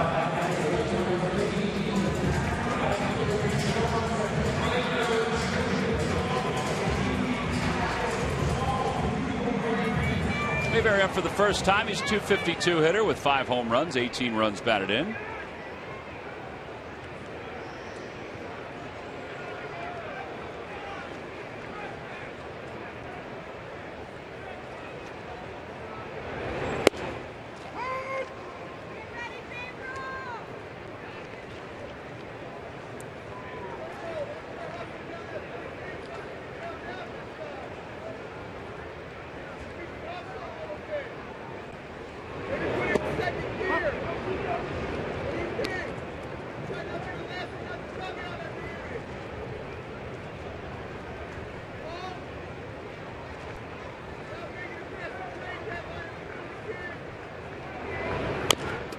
1-2 to count to Mayberry. Phillies will be off to San Diego, where they'll begin a series against the Padres tomorrow.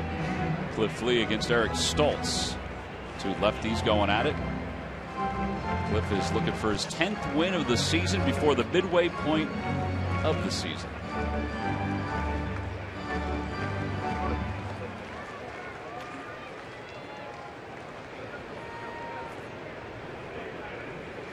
And the 1-2 pitch to Mayberry. Lays off, 2 balls, 2 strikes.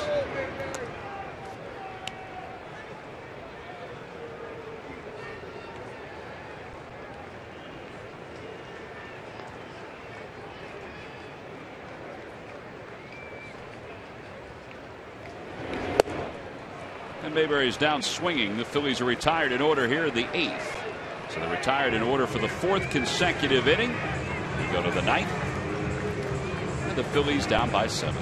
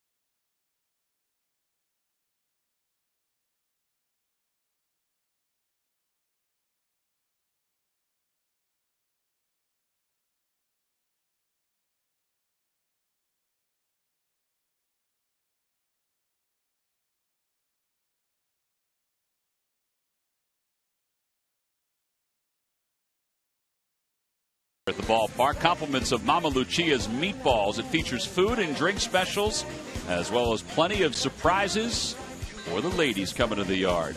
Also, a free Phillies print for women 15 and over. What are your tickets for that game? At Phillies.com. Now Jake Diekman takes over here in the 9th inning after a 1-2-3-8 by J.C. Ramirez. Ramirez struck out the side in his MLB debut. Now, Diekman in his 5th game. Wheels mentioned the Phillies bullpen was kind of light today. Michael Stutz showed you that shot yesterday of him pointing to his shoulder.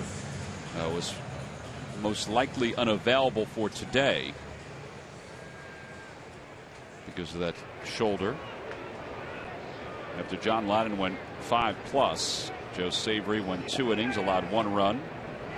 And then Ramirez pitched a scoreless 8th. So here we go to the 9th with Eric Young leading it off for the Mets.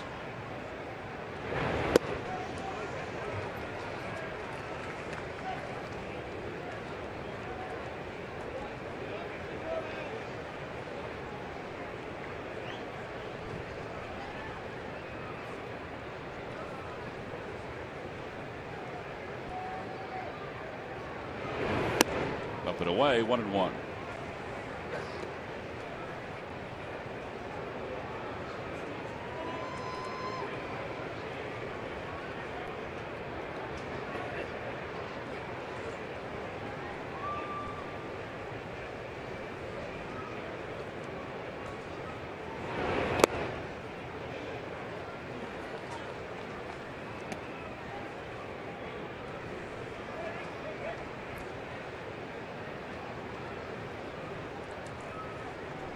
Eric Young has scored 2 of the 7 runs for the Mets, 1 in the first, 1 in the 5th.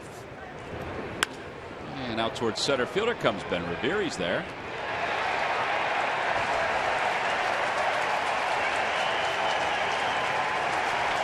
Well, it's time now for our Hyundai defensive play of the game. Joe Savory really fortunate on this one. This is Matt Harvey, the pitcher, hits a screamer right at Joe Savory. I was outside at that point without the headset, and the sound that made when it hit his glove was just scary. And thank goodness it hit the glove because he had no time to react. Brought to you by your local Hyundai dealers. Joe is an excellent athlete, and he was able to recover and make that throw over to first.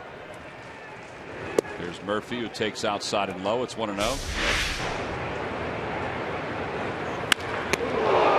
Just listening to it. It's just... The only good thing about it when you were outside was you thought, well, that sounded like leather. All leather. And it was. Somehow.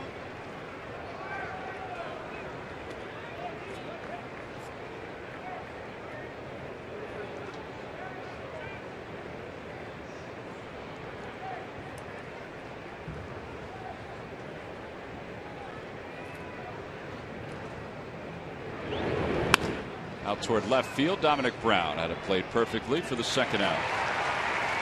2 gone here in the 9th inning. By the way, Wheels, we look at some of the action in the minor leagues today. And the Reading Phillies are playing the Richmond Flying Squirrels. We mentioned Michael Franco the other day hit his first Double-A home run. Well, he is 3 for 3 today, 7 for 15 in his first 15 at-bats for the Reading Phillies. He has a home run, a triple, 4 RBIs, and 2 runs scored. He's just a kid, too. Yeah, 20 years old. 20 years old. That's nice. Jump up another level and start out well like that. See what happens with his progression. David Wright is 3 for 4. He has 3 extra base hits. Well, the Fightin' Phils obviously enjoy having the influx of prospects come through the organization, as anybody would. It's pretty nice to get off to that kind of start in your first week. Roll with confidence. This was after he hit 16 home runs and had 52 RBIs in the Florida State League. And all the reports are he's a very good third baseman, also with a strong arm. 0-2 to Wright. Well, they're going to have to start to obviously replace some position players around here in the next few years. So it's always nice for you to give those kind of reports from a guy that's just gotten to Double-A.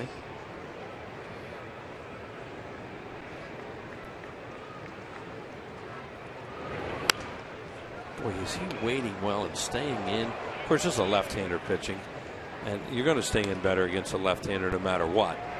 But David Wright's swing right now is really solid.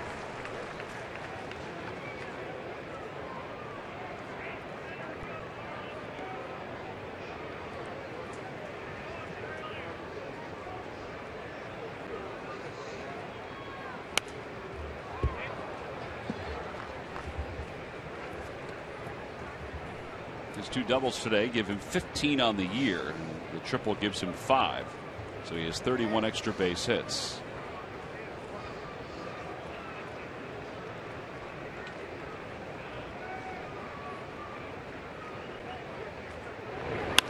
Out toward left field, Dominic Brown going back out toward the wall, and that one is gone. 4 extra base hits today, his 12th home run, and it's an 8-0 Mets lead.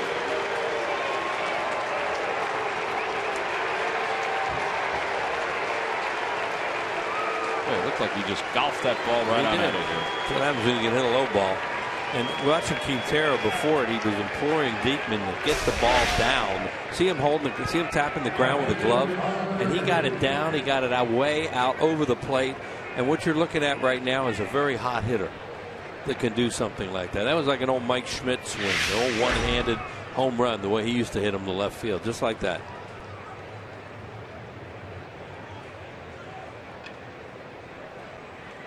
Marlon Byrd has 2 RBIs today.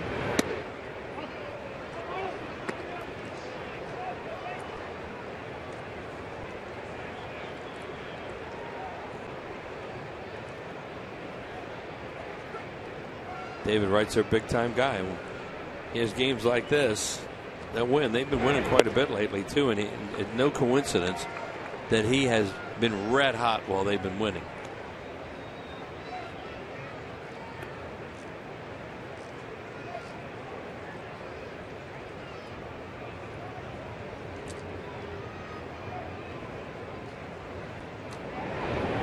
Line drive, base hit for Marlon Byrd. That'll go down to the corner, and Byrd will get his second extra base hit. A lot of doubles. Yeah, that's the 7th double of the day for the Mets. 7 doubles, 1 triple, now the home run. So 9 of the 12 hits they've picked up have been extra base hits. Push button day for Terry Collins. I mean, managers love a day like this. They just kind of kick back and let their players' talent take over, and they don't have to do much.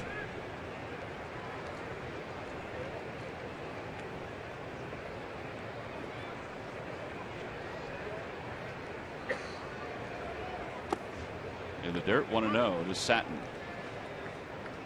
These guys have weird rest of their road trip. They have to go out to Chicago, play the White Sox a couple games, then fly out to Denver and play a makeup game, and then come back. They have an off day tomorrow in Chicago. I think they wished that they that they would go out to Denver for tomorrow, right, and play, because they could have. But instead, it's at the back end of their trip. Was there a consecutive day thing coming? Or I don't know. Why couldn't they do that? I'm not sure. Rockies are not playing a 4-game. Oh, they did play 4 games, but it's over in Washington. Right. Maybe somebody has a 21 in a row going that didn't want to waive it. Maybe the Rockies were on the road and they didn't want to go back for it. True. 2-1 the yeah, count. that's it. They could still be out on the road.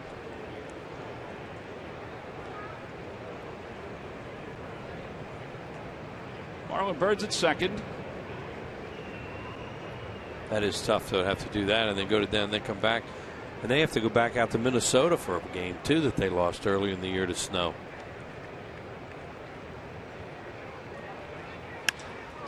Out to center field. Benavides is there.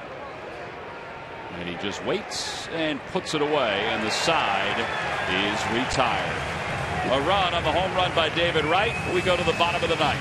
Top of the order is due up for the Phillies.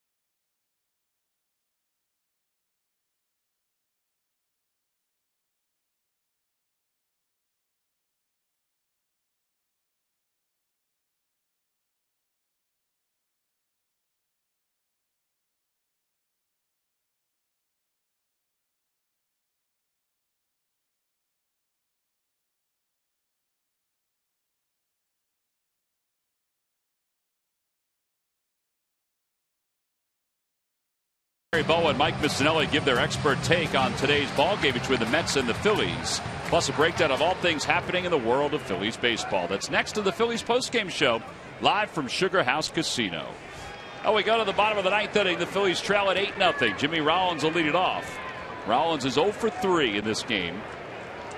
His first 3 at-bats came against Matt Harvey. The Phillies have not had a base runner since Ryan Howard's walk in the 4th. They haven't had a hit since Chase Utley's double in the 4th. They're in jeopardy of finishing this homestand 3-3 after taking 2 of 3 from the Nationals. 1 ball and 1 strike.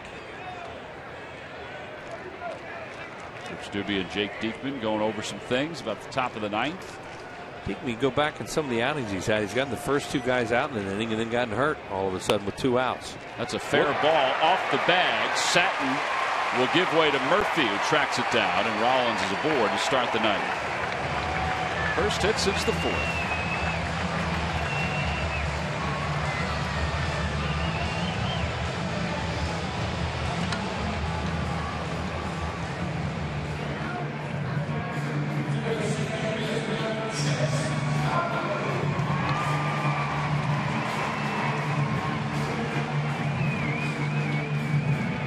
Utley doubled back in the 4th. He's 1 for 3.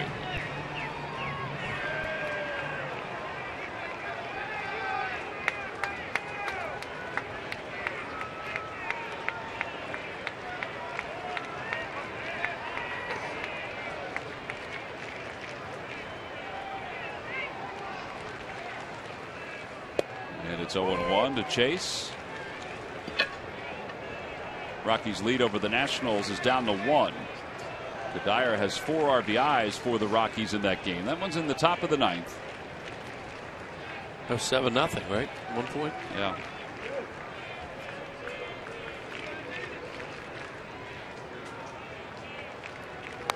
Ground ball foul. It's 0-2. Michael Young is on deck.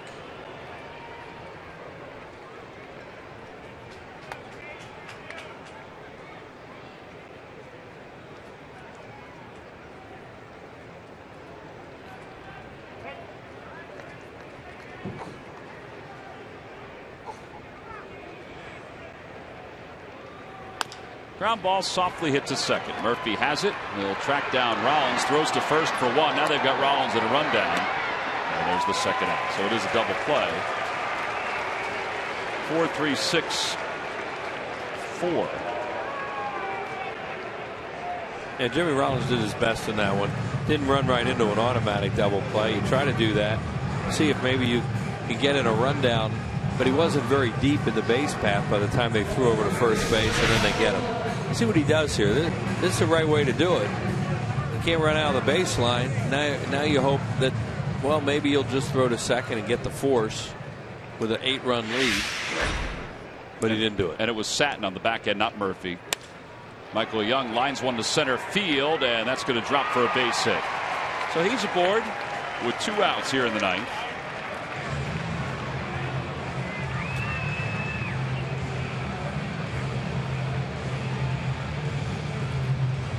And that'll bring Ryan Howard to the plate.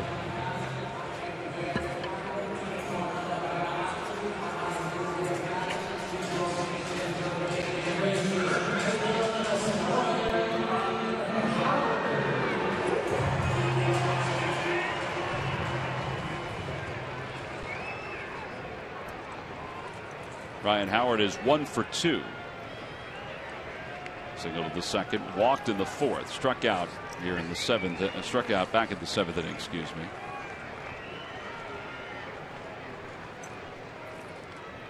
Michael Young goes. The pitch is fouled back by Howard, and it's 0-1.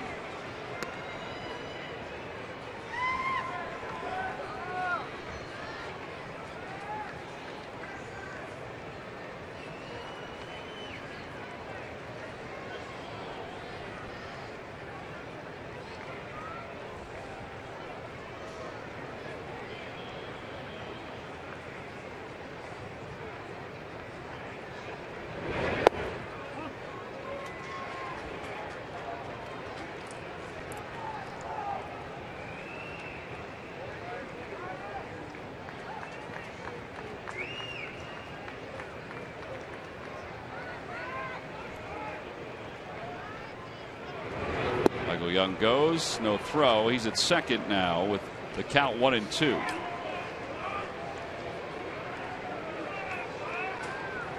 Mets had 12 hits today, 9 extra base hits. It's the first time since June of 2010 that the Phillies have allowed 9 extra base hits in a game. That was the Red Sox.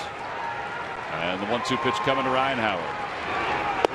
Outside, 2-2.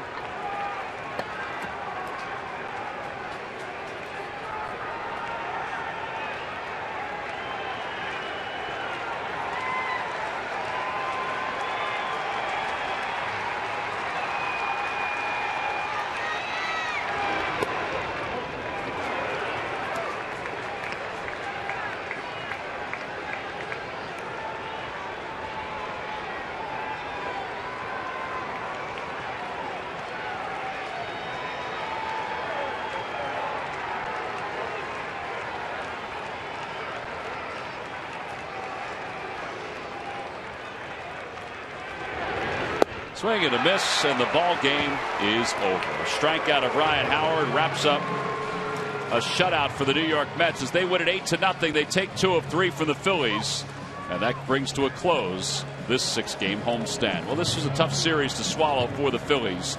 They had a 3-0 lead in Game 1 of the series, wound up losing that one. They won Game 2, but today, well, Matt Harvey basically shut them down. So did David Wright with his offense. He was 4 for 5 with 2 doubles, a triple, and a home run, and he is our Chevrolet player of the game. Well, our W.B. Mason delivery of the game, this one's been debated back and forth in the press box all day long. I'm sure it has at home as well. This is in the 5th inning, a fly ball out to Ben Revere. Yeah, you wonder exactly what the ruling is on this, or what the rule is. There's some interpretations. You have to have technically a clean exchange, and you know, that's a fly ball at center field. It's falling. He reaches for it. It falls out of his glove. He misses it. There's nobody on base. You can have all kinds of interpretations, but the bottom line on that, whether they win or lose the game, that's our W.B. Mason delivery of the game. It did influence the flow of the game at that point, and it helped turn it into a rout. Yeah, and then, of course, the doubles follow right after that scored Lagares and a few others. The Mets win it 8-0. We'll be back to Citizens Bank Park to talk a little bit more about it right after this.